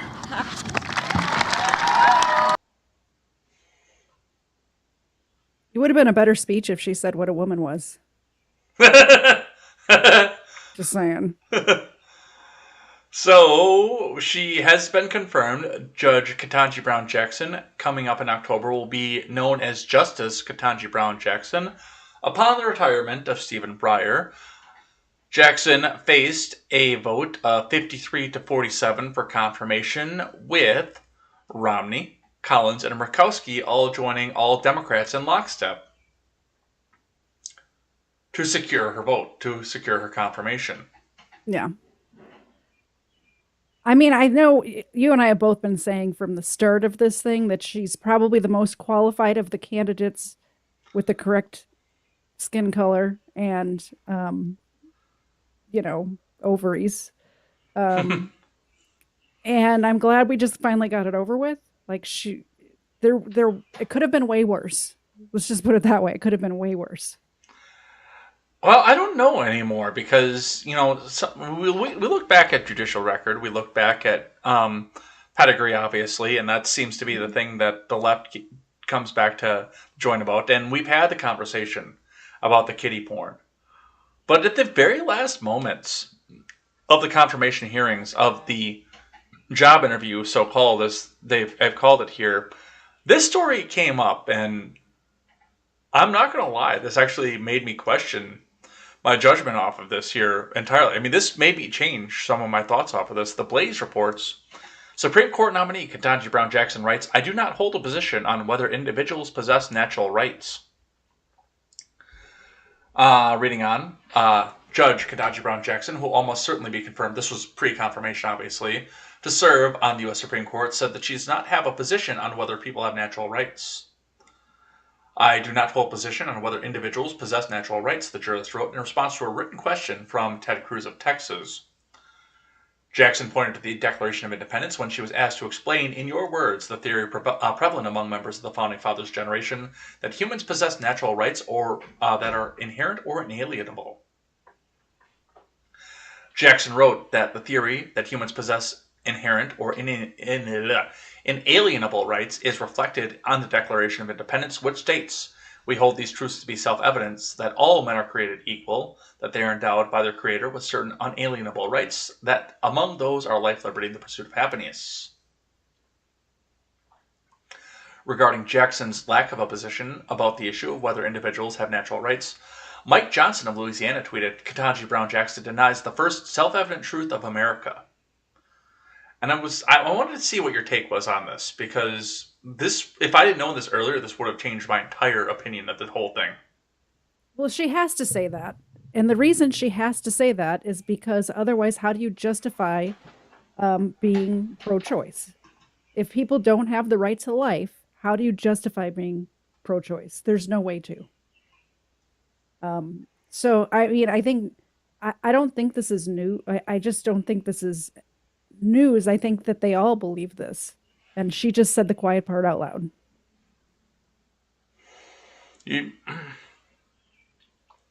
I can say that too. And we do see a lot of that coming out of some of these people that are up in the government too. It's the fact that they keep trying to tell you, and especially we covered the story up at the beginning of the year when you and I first started working together of the rewrite to the First and Second Amendments that were positive rights. They were saying the government lets you, do this, self-defense, this and that. And the next day I'm like, no, that's not what this is. These are not rights that are granted you by the government. These are restrictions on the government to keep the government from taking away rights that the founders consider to be God-given. True. Yeah, exactly. And I remember, and this was back when I still got along with Matt, but way back on one of the earliest videos on the channel, back when we first did the generational gap was supposed to be doing the fundraiser for it, but Rob's computer or internet or something crapped the fuck out at the beginning of it, and I wound up hosting the entire thing at the 12-hour that they did for St. Jude's, where Christensen was on to debate Anna Voltis because he just put out a video talking about natural rights, and Anna Voltis was trying to argue against him on the fact of natural rights. And I mean, Matt cleaned house on that one. I mean, honestly, though, I can see both sides because rights are not mentioned in the Bible anywhere. The Bible's not about rights. So. But the founders did believe that God endowed us with natural rights, and that's what we're talking about now, is the documents that founded our country. So. Yeah. And that's what realistically, that's what these the people that are on the Supreme Court and the Congress are bound to, is the rights that the documents that started off with is not necessarily the Bible.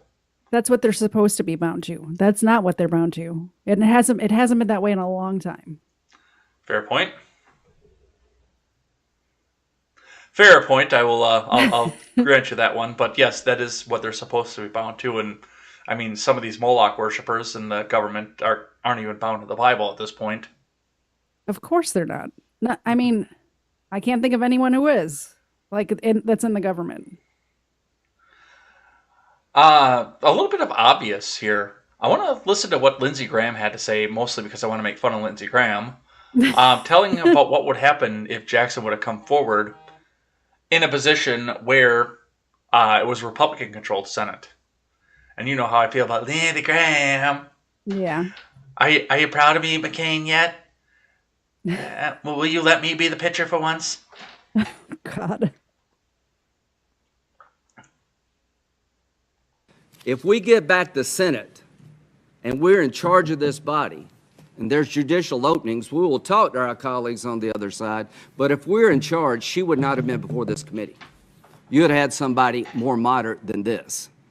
So I want you to know right now, the process you started to go to a simple majority vote is going to rear its head here pretty soon, where we're in charge. Then we'll talk about judges differently. If we get back the And McConnell actually came out and said the same thing this week, saying that he won't make a confirmation if they retake the Senate, that Biden will ever get another nominee. Yeah. I mean, they're not wrong. It's just the way it works. They can't. They just don't have any forward thinking when it comes to this sort of stuff. Well, and again, Harry Reid was the one that started this entire process going down. I understand that McConnell was the one that changed it for the nuclear option for Supreme Court justices, but Harry Reid was the one that started this whole thing going down. Harry Reid, of course, coming out and saying that Bush would not get any judicial nominees. He was essentially done appointing justices, or not justices, but federal court judges, when Democrats retook the Senate in 2006. Harry Reid came out and expressly said, "No, you are not getting any more judges on the federal court. I hope you got what you wanted, because you're not getting any more ever again." I mean, it's been this way for years. So, well, they used to work together. Like when? 30 years ago? 40 years ago? Yeah. It's within our lifetime. Yeah. I can't see that ever happening again, though. Can you? There's Not no really, way. no. They're driving a wedge in between us. And, well, we don't have a lot more to report off of this, but I do have a story in 2 parts for you. I thought this was kind of funny. So, a story in 2 parts, both coming from the Daily Wire. Number 1, and I'll just do the headlines off of this one. Number 1, Dick Durbin says Republicans accuse Judge Jackson of vile things in front of her family. Shot. The Chaser. Dick Durbin admits Republican SCOTUS nominees should have been handled better by Democrats.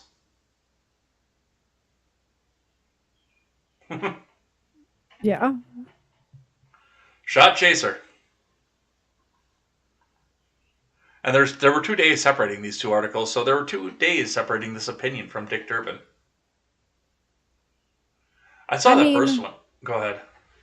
Oh, you go ahead. I was going to say, I saw that first one, I'm like,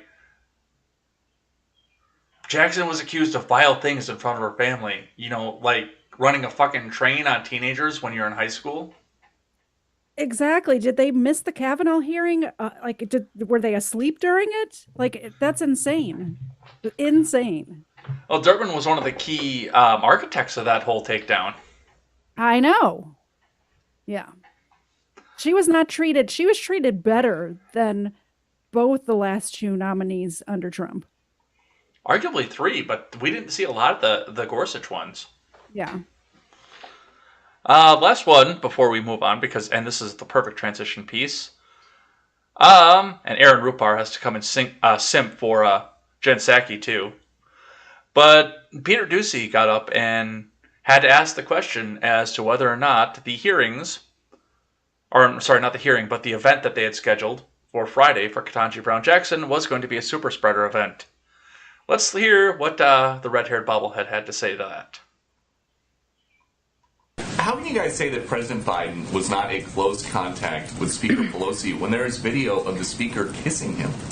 Well, Peter, the way that it is defined is by the Center for Disease Control, the CDC, and their definition of it is 15 minutes of contact within a set period of time and within 6 feet. It did not meet that bar. It does not mean that that no one will get COVID around the world who does not have a close contact. It just means we are defining for all of you whether the president and their interaction met the definition of the CDC of a close contact. Part 1. And here's the super spreader event. When the last president wanted to host a big event for a Supreme Court nominee here at the White House, some folks got COVID, and then former Vice President Biden called it a super spreader event. So is there any risk that this event tomorrow for a Biden Supreme Court justice is going to be a super spreader event? Well, one, at that point in time, vaccines weren't available. People were not vaccinated. It certainly puts us in a different space. This event is also going to be outside tomorrow. Or in front of a green screen, whatever. One or the other. Can we just all admit that COVID's over? Like, I know she wants to just be like, well, COVID's over, so we're just trying to suppress the masses still. Like, there's no threat of COVID anymore. Well, apparently it's not, because as they talked about with the short kiss between Pelosi and Biden, we've got a few people who are in the major spotlight right now who suddenly have the disease. We will start with CNN Politics telling us that Nancy Pelosi has tested positive for COVID-19, a spokesman says. Pelosi tells us that she is in good spirits right now because she's experiencing mild symptoms and she is fully vaccinated, so go out and get your vaccine. Nope. Merrick Garland. Attorney General Merrick Garland tests positive for COVID hours after event with FBI director and other top officials. AG Garland tested positive for COVID on Wednesday, just hours after speaking in person at a news conference alongside Christopher Wray and other top Biden admin officials. Garland, who is not symptomatic, asked to be tested for the virus after learning he might have been exposed. The DOJ said in a statement he is fully vaccinated and boosted and will still work from home while isolating for 5 days, the department said. Fully vaccinated, fully boosted. Experiencing mild symptoms, go get your vaccine. If COVID is not killing Nancy Pelosi, COVID is not an issue anymore.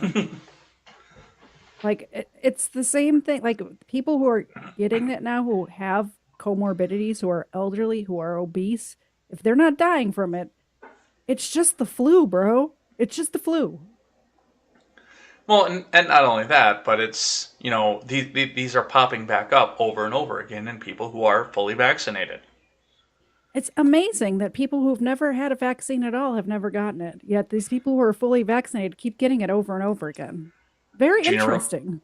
Commerce Secretary Gina Raimondo added herself to the list. She has tested positive, along with Michael LaRosa, Jill Biden's press secretary, Vice President Harris's communications director Jamal Simmons, Texas Rep. Joaquin Castro, Adam Schiff, Susan Collins, and Valerie Biden Owens have all announced positive tests. Wow. So, that's more of a super spreader event than my New Year's fiasco where everybody got COVID. So, By the way, my apologies for that super spreader I didn't get it until a week after when I was back to work where everybody had it. Yeah. After that week, I think probably 50% of the people that were there ended up with COVID. Oopsie. But also people who got it, like who hadn't been vaccinated, who just got the COVID and then recovered from it, also have not gotten COVID again. So I think there's something to be said for this natural immunity everyone's getting. Yeah. Well, it's just, and to me, I look at this as, oh, look at all these people out here. Are they trying to bring this back? And then, again, another one that I cut for time because we didn't have, but Biden also comes in and signs a new funding program for the post office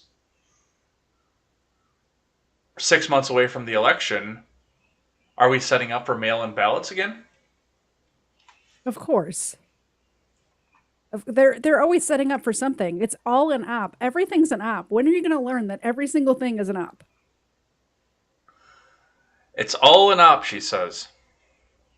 It is. Every single thing you see in front of your eyes, somebody's trying to convince you of something always.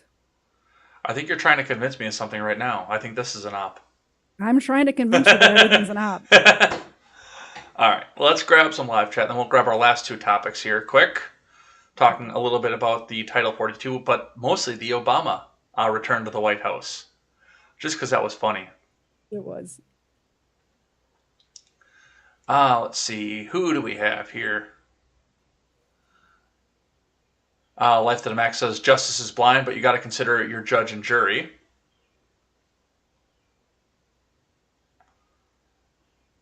Mr. Zed says, holy creepy, you see how slowly and sensually he touched himself? I don't know if it was me because I had an itch on my beard or if that was Biden because I didn't see the video. I was watching the monitors. I think he was talking about Biden. It But you're pretty creepy too sometimes. It might have been so me. I'm not sure. Spartan says, all politicians that cry in public are never to be trusted. Lenny 1058 says, inspiring speech. Not once did she say she likes beer. I like beer. No, I'm not a fan. Life to the Max says, maybe Kamala's family owns some of Ketanji's family.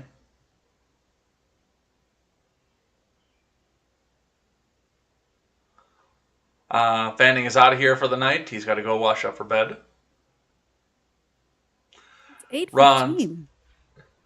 Ron says every living creature has the right to self-defense, so saying government has the right to decide that is wrong.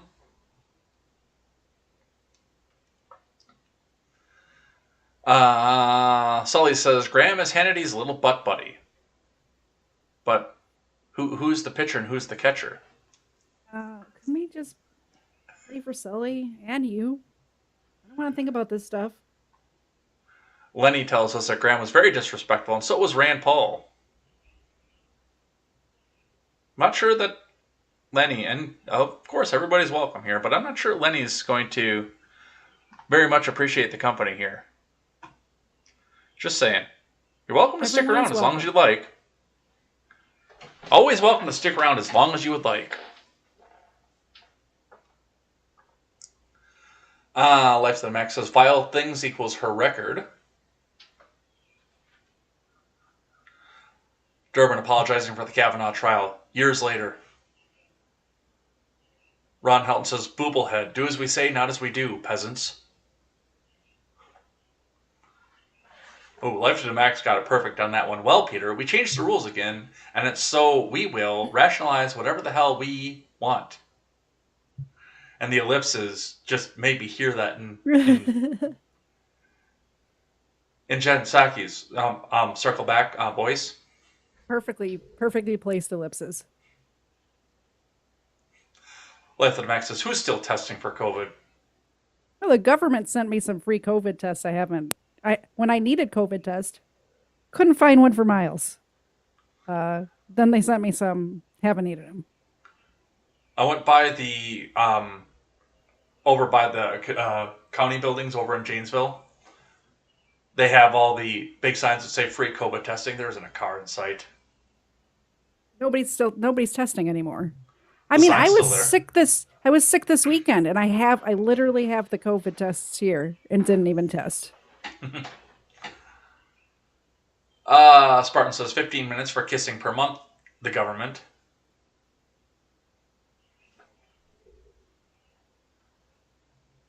Let's see. Sully says, yeah, it's a shame, Ron. Saw this gorgeous redhead yesterday. Had a Zelda text tone, but wearing a mask. Ugh.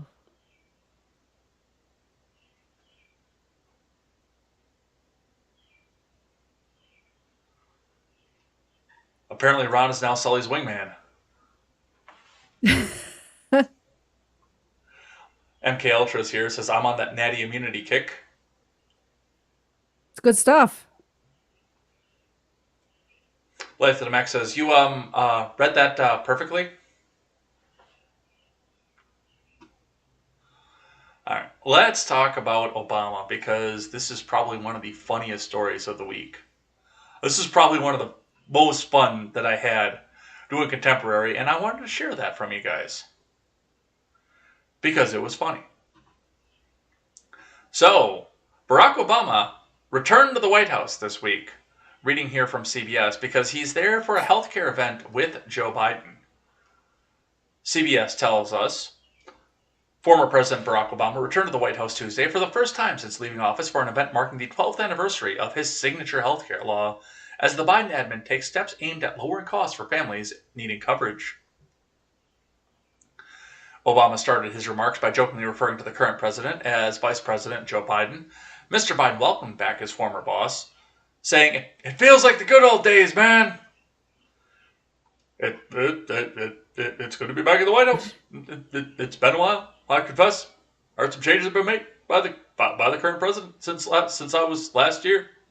Apparently, Secret Service agents have to wear aviators now. The Navy mess has been replaced by Baskin Robbins. There's a cat running around, which I guarantee you, Bo, it's funny. You would have been very unhappy about. Say what you will about his policies, because I hated most of them, but the guy had charisma.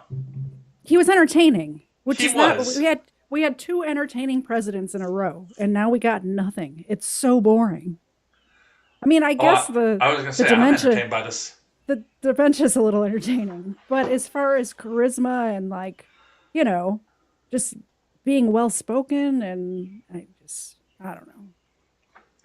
So Obama came in to celebrate the fact that there is apparently a glitch in the way that the ACA is written currently that denies coverage to 200,000 families, and they've gone out and they've fixed this glitch through executive order, and now 200,000 more families will become eligible for coverage through the ACA, whereas they would have been priced out of it because there was too much income in the household. Yeah. I believe the glitch had to do with the fact that if a child was working, raised the income level of the household, then it made certain households ineligible for the ACA, for the exchanges, which, I mean, at this point, with people that are begging for people to come work with them, I can't believe some of these healthcare plans haven't come down. Ours hasn't, I know, but yeah, I can't believe some of these companies haven't tried to make better benefits so you don't have to go to the exchange. You should shop around, because I've had 2 jobs in a row where my health care coverage is paid for 100%. 3. That's coming up as my 3rd job in a row where it's 100% paid for. Mm-hmm. So look into it. Shop around. Give yourself a raise. Get yourself a new job. It's good stuff. That's part of the reason I'm off this week, is because I'm in the process of doing that. Yeah. But for something entirely different, like completely different from what I've been doing, so I can focus more time on what we're doing here. Yeah. We can listen to some of the Obama speech here, because the good folks at Reuters have got this recorded for us. Vice President Biden, Vice President. That was a joke. I heard some changes had been made by the current president since I was last here. Apparently, Secret Service agents have to wear aviator glasses now. The Navy mess has been replaced by a Baskin-Robbins. And there's a cat running around, which I guarantee you Bo and Sonny would have been very unhappy about. We helped save the global economy, made record investments in clean energy, we put guardrails on our financial system, we helped turn the auto industry around, repealed Don't Ask, Don't Tell. But nothing made me prouder than providing better health care and more protections to millions of people across this country. Yeah, a website that doesn't work half the time, that tripled the cost of health insurance for most Americans. Yep. At least he's got jokes. Yeah. You know? Yeah, he does. He can tell you a joke while he's screwing you over off of this. Yeah, some of the stuff he said in there was just ridiculous about the economy and, like, you know. But the ice cream joke was funny, so, you know. But the main part of this, and I mean, we can go back, and the Biden admin needs to win. That's part of the reason that they're doing this. It's part of the reason that they're making this up as some major new legislation or executive orders, because they need a win. They have nothing.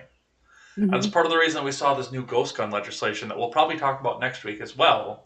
Or I'm sorry, not legislation, executive order that we'll probably talk more about next week as well. But the key crux of this particular story was the fact that it seemed that nobody wanted to talk to Biden, and RNC Research via the Daily Wire showed us some of the video clips that were, like we said at the top of the show, apparently doctored to show that nobody wanted to talk to him. I actually felt bad for him watching these clips. Well, let's look.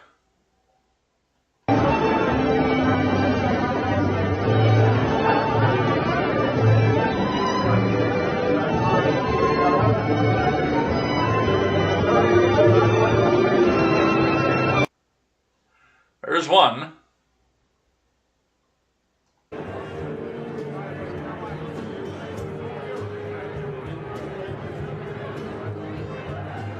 This one, like, he's actually talking over there, and Harris looks back at him. I'm just like, oh, okay, yeah, whatever.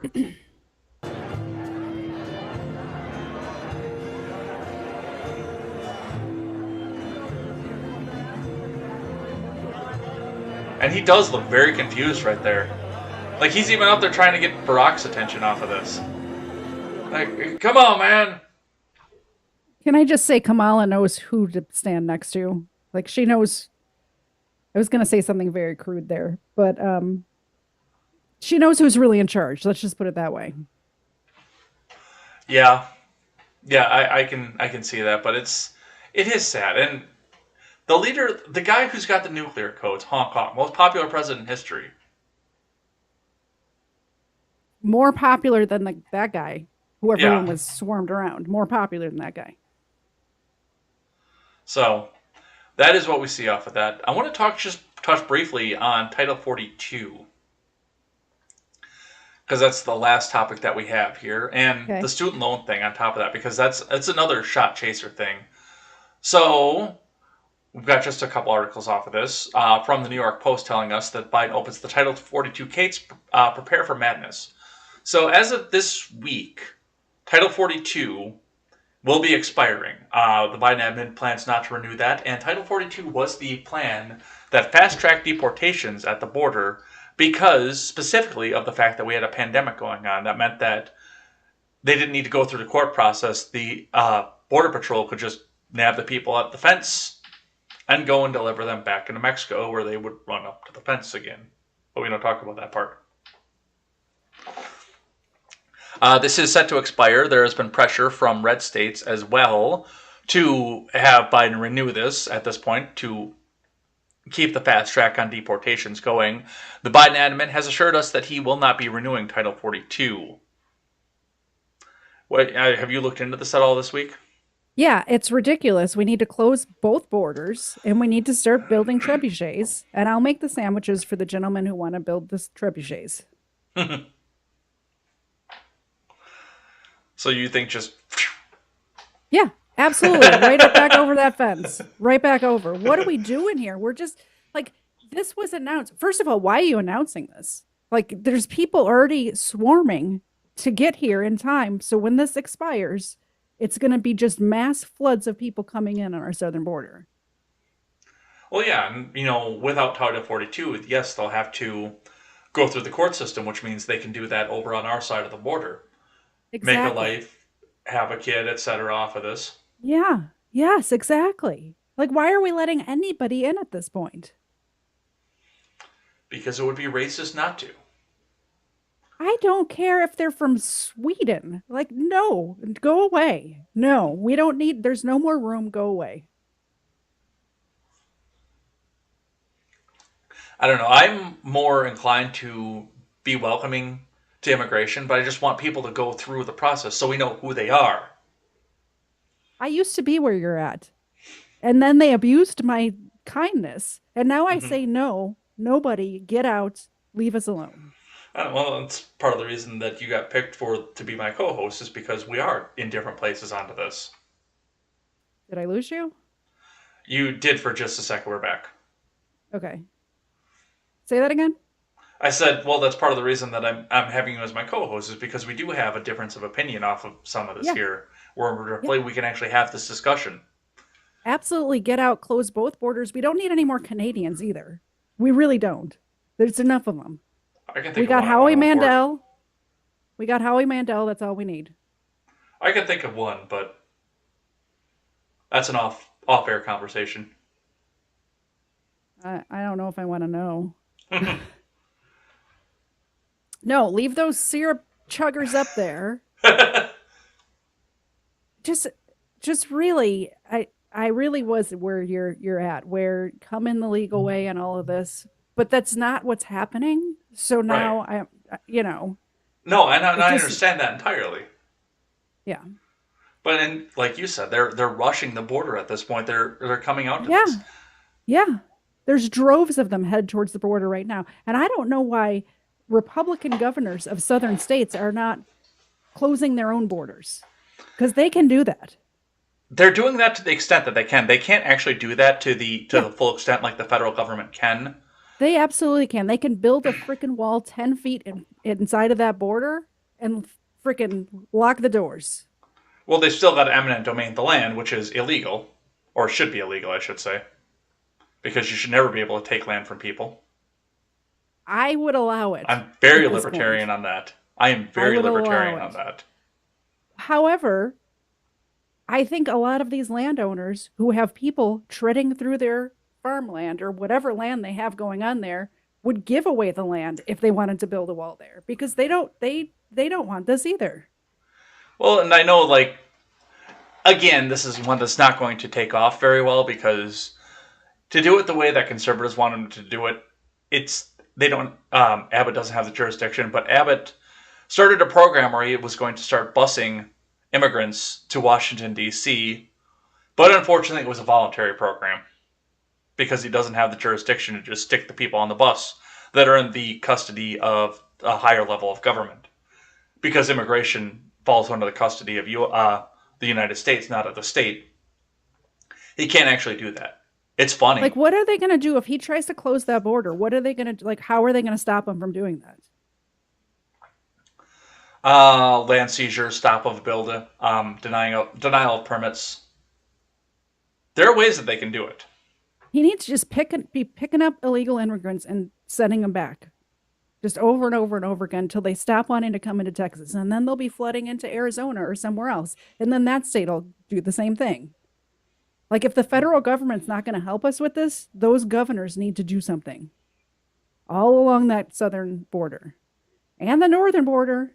Minnesota, get on it. Well, that's what we see for that. But the reason that I wanted to put this up and juxtapose this with the other stories, they're talking about ending Title 42 because the pinko pox is no longer an emergency. That's the reason they don't need to have Title 42. However, it's still enough of an emergency for this article from the New York Post, which tells us that the White House is to extend student loan pause through August because the borrowers are still struggling because of COVID-19. Ridiculous. This is ridiculous. I've looked into the job market recently, and funnily enough, it's a buyer's market. If you want a job, you can get a job. Trust me. It is not going to be for very much longer. I wouldn't move jobs right now, except for the fact that I'm trying to open up for this. If I was just depending on my 40-hour-a-week job and not trying to do something else, I would not move jobs right now because Why not? did that.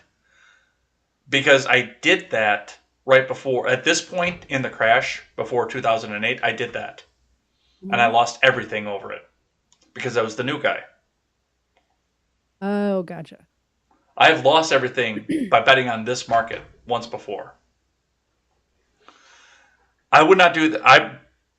Except for the fact that I'm trying to change industries and get into this side of this, I'm not changing jobs until the back half of 2023.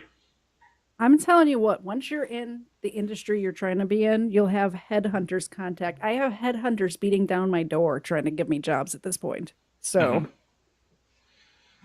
Well, that's what we see coming. It's got to be in a different industry, that's all. But what's your take on, like, the juxtaposition of these two with the Title 42 and the student loan thing? That's my question off of you. What do you mean? Because it's like I said, it's enough of an emergency to extend the student loans, but it's gone away, so we can get rid of Title 42. What? The Democrats are being hypocritical? You don't say. There's no way that's happening.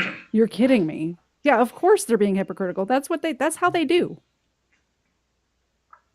And I don't think that there's going to be a forgiveness of student loans. I know that's like anytime you go onto the president's Twitter page and see a post that he is, like this first 75 replies under his post are always, well, just forgive the student loans now. Forgive the student loans. At least he's not doing. It could be way worse. He could be doing that. So I don't think he's going to. I think they're just going to keep trying to do the push along until a Republican is in office again. Exactly. Yeah, I'm glad that they're not doing that. So I don't think they ever intended to. I think that was just an empty promise to go and for sure. Get more people to vote for him. Mm-hmm. And somehow the black community is not satisfied with the Democrats. All right, I've got one more story for you. You don't know which one this one is, but I know which one this one was. It's a surprise? This is a surprise. This is not as stupid as some of the things that I've got. I maybe got a little bit lazy on this one, but it was still funny. I still thought that you would have some fun with this one here. So today's entry for Surprise Stupidity comes to us from The Blaze. I get a lot of them from The Blaze, don't I?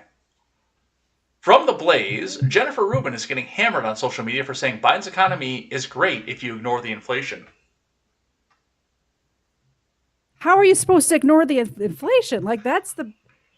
Oh my God.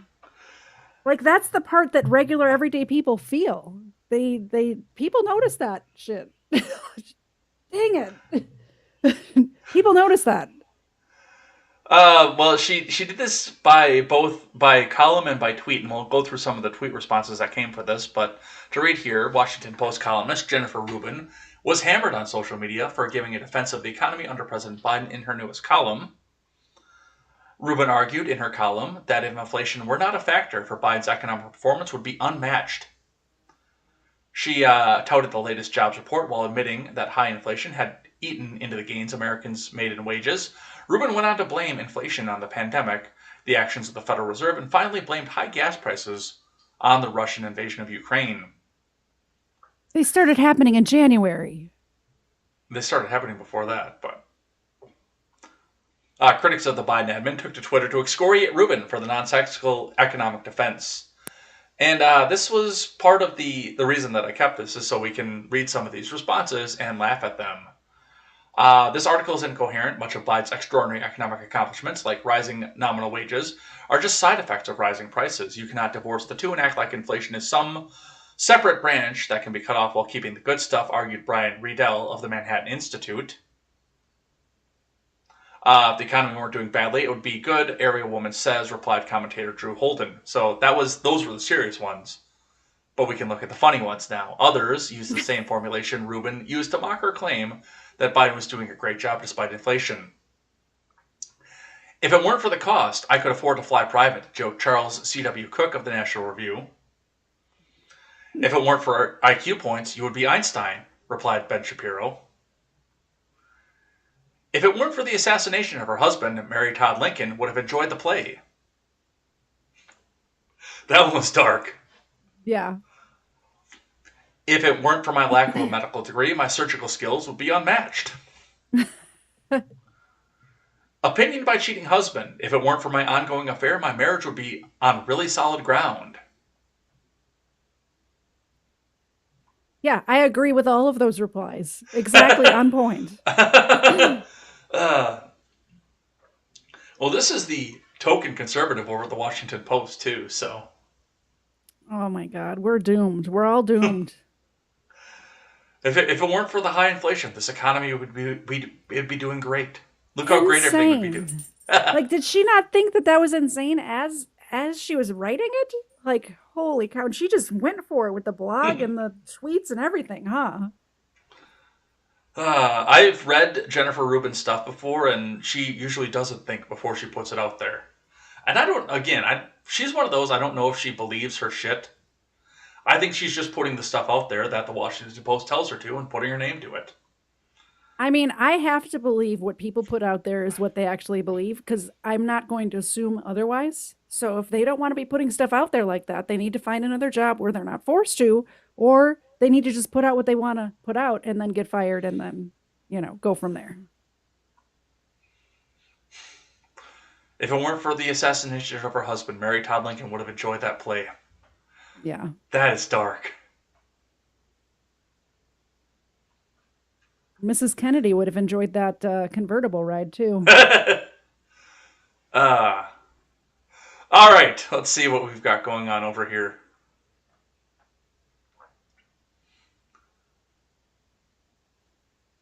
Let's see. Life to the Max complimented you on the muting of that cough. Thank you. Sometimes I don't mess up the audio. Sully says, I always say I could probably have a beer and hang out with him as long as politics aren't brought up. Not sure who he was talking with.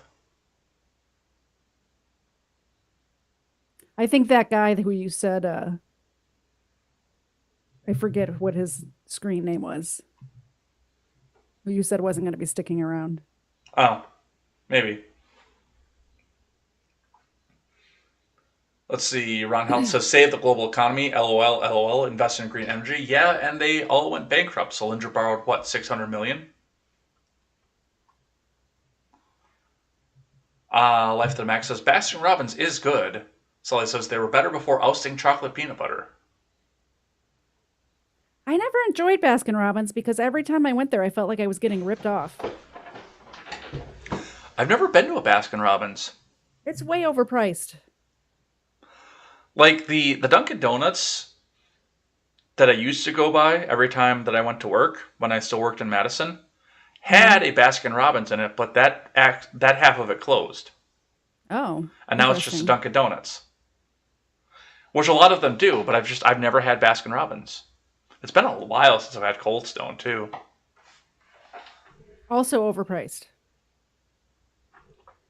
I did learn how to copycat their cake batter ice cream though. I figured that out. It's a lot easier than you'd think. Just freeze some cake batter. Add cream, freeze. I was going to say, you're not far off. You're actually not far off. Let's see. Ron says, if they forgive student debt, we demand equal compensation. Spartan says, zero immigration. Aimless Gamer is here and says, hi all. I stand with Dan. I also stand. Look, I'm standing for Dan right now. Look at me, Dan. I'm standing for you. This is a disabled friendly stream. I feel like I should sit down because I know he's here now. Actually, Sully figured it out with the one we would import from Canada. Sully figured it out.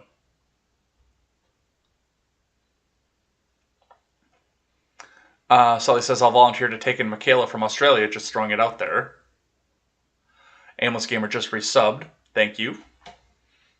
I think I've got 6 active subs going on right now. Let me go actually check that. Which means at some point, if I ever cash out, which I have to get to $100 to do, I've got to write you a check, don't I? We're not quite to $100 yet. I mean, I think I might be one of your subs, so... Or at least I was for a few months. I might have to resub. I have 6 active subs right now. That's awesome. Oh, Gaines has been gifting them out too, so that's cool. Nice. Aimless Gamer, when he resubbed, said 18-year-old kids can't understand student loans, but 6-year-olds can figure out that they need gender surgery.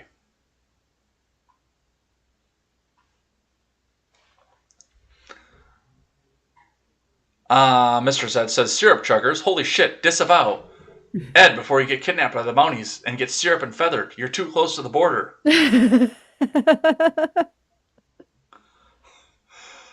Life to the Max says, stupid feds, too busy fedding online to fed IRL. I see a Peebo with the Tobey Maguire Spider-Man sticker over on the D-Live side. That's a new name. Thank you. Thanks for coming in and hanging out with us. Sully says, I agree, Ron, but like Jay says, if you boycott anything you don't like, you'll starve. If I boycott celebs and athletes, I'll have no entertainment to enjoy. Number 2 is here at the very end. Oh my, I'm so late. Better late than never. Yeah. Spartan says they should just allow student loans in bankruptcy. Yeah, that was actually my plan to that, because you're going to start to see a lot of banks suddenly willing to make a deal like, oh, hey, can we settle this somewhere? You know, you don't have to get forgiven in bankruptcy. Can we just settle this? Come on, let's work together.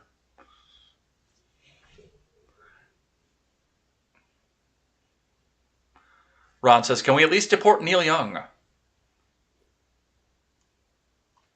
$6 for 18 eggs? That's insane. Yeah, I was just about to say the same thing. Jeez. I get my eggs for free.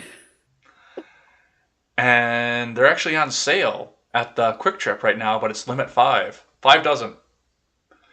$1.99 a dozen, but you can only buy 5 dozen at a time. I mean, what are you going to do with 5 dozen eggs? Can you eat them that fast where they don't go bad? If I go back to keto, I probably could.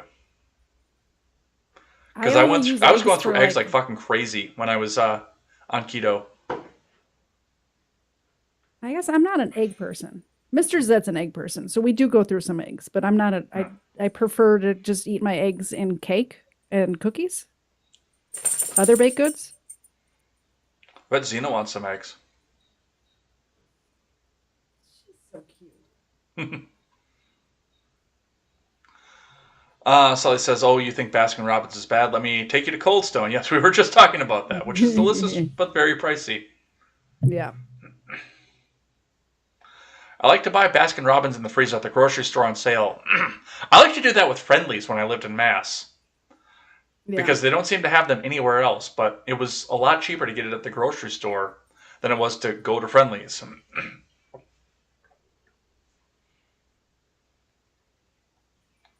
Sully says, we started getting Tillamook ice cream here in Florida, which makes a great chocolate peanut butter, and was in Oregon.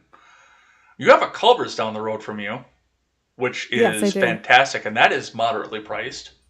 Yes, it's not bad. And they send me coupons because it's new. It's they just opened this year, so I get coupons in the mail all the time. They send me coupons, and that company was started in Wisconsin. Yeah. I've been by their original location. Oh, wow. Yeah. The world's largest Culver's is right up the road from me, too. I have a friend who's the a store manager of one of them near here.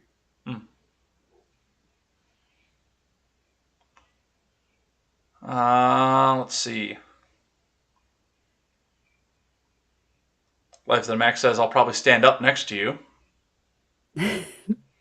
Ron's main brand in the local store is Bluebell. We have that around here, too. Yeah. Or just the store brand. Yeah. I like Blue Bunny, but that's getting harder and harder to find.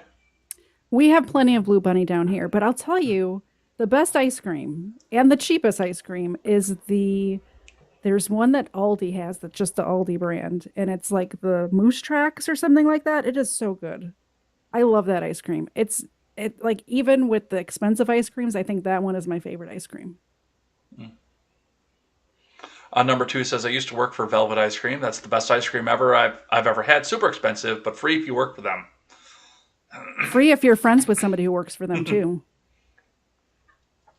Ron Helton says, there's some Haagen-Dazs, but more are just pint containers here. You notice what I'm not seeing in the chat? Ben and Jerry's. Who would support Ben and Jerry's at this point in their life? Especially that's watching this show.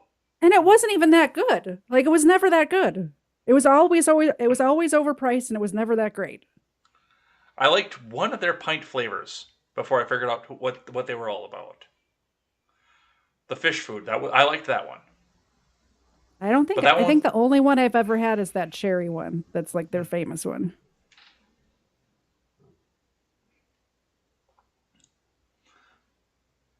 Let's see. Sully Blue is talking about Austin Powers, and I don't know why. I can't quite figure that one out. Ron says eggs were $1.83 at Aldi's. I noticed because the wine is next to the coolers. He's talking about Austin Powers because number 2 is here. Oh, that's why. Another reason Quick Trip is the bomb. It is. I don't think we have those here. We have a Quick Trip down here, but it's spelled with a Q. Yeah. I think totally different company. Totally, yep. Apparently, Mr. Zed says I'm doxing myself. I'm quite a distance away from where it is, but it is close to... Like, it's not in town. I could say that. He lives in Redacted. Come on. Yeah. Life of the Max says, I've been to the world's largest Culver's. Where's the first one? I may have been there too. It's in Sauk City.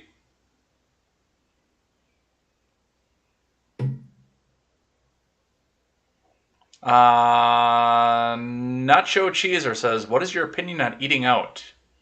We're going to go with restaurants because there's a lady present. Pray for Ed. Well, I had I had hibachi last night. That was really good. It depends. I'm kind of glad I'm dating again because I cannot eat at a sit-down restaurant by myself. I can't do it. I don't like eating at sit-down restaurants even with somebody. I've done it once, and I don't feel comfortable doing this, and I'm not doing this again. Yeah, I prefer to cook at home.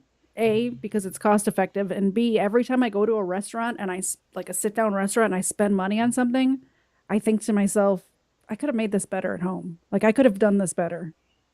and then I end up having to pay for it. So the only time we eat out is when I'm lazy and don't want to cook. Ron says, nope, no Ben & Jerry's near me either. Are they still in business? They are. Life to the Max says, I like Ben & Jerry's when I got it for free.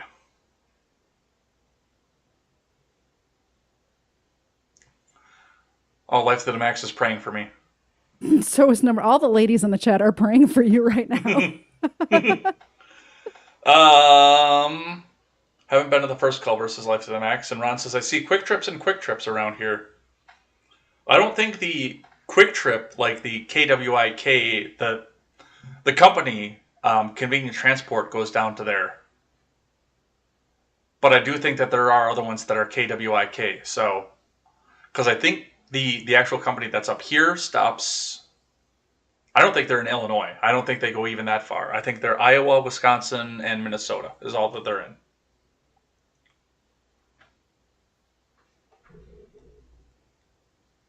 And that's it. Oh, Sully says, I did it once. My waitress asked if my date was late. Last time going by myself about 6 years ago. I mean, you could always, if you want restaurant food, just order it and pick it up, you know? I do that all the time. Yeah. I'm too cheap to do that. Are we done? Are we caught up? I think we're caught up. I think Sully Blue got the last word. I think we're done, which is good because I think we both need to go have dinner. I'm so tired too. I've been I've not been feeling good. So yeah. Well, with that, then we are going to head out of here for the day. Thanks everybody who came by and chatted in the live chat with us today. Very active chat. Very good to see double digits almost through the entire program too. I was kind of watching the number as we went there. So thanks everybody for that. We're going to head out of here for the night. We'll be back here next week for another rousing round of conversation about the things that have happened in the week prior. So pay attention to the news. If you've got some topics you want to get with us, let us know. Join the Discord. Join the Gilded. Follow us over on Twitter, get the news tips to us, and we can enter them up into the document and make sure that we get the news show that you want. I will be back here tomorrow morning early for Contemporary, so come back and join me. News and headlines for that. That's always a great conversation. We're starting to pick up some numbers over there too, so get some more friends in there. It's a great morning commute kind of show, so definitely come. Definitely enjoy seeing you guys over there as well. If you want to see the next time my lovely co-host is on air, either on somebody else's show or some of the next stream she's doing, or just keep up with her social media, let them know where they can find you. KTZed ma'am on Twitter, or you can follow my YouTube at KTZed, I guess. We should link it somewhere. We will get that figured out and done up for next time. And with that, we are going to head out of here for the day. If you are over on Twitch right now joining us, hang out for a little bit. We'll go find somebody to go out and raid. That actually, starting next week, might be somebody different. For now, it's going to be somebody who's just on my list regularly. But for next week, that's going to be somebody new. So go and check that out because we've been in talks and to start following some more political stuff. So you guys heard that. So come back and join us for that. Otherwise, come back and join tomorrow for more Contemporary. And as I always say, never take the words of bloggers, podcasters, or journalists as gospel. Find all the facts and draw your own conclusions. KTZed, lead everybody out of here with some last words. Have a great week, everybody. See you next time. Bye. Take care.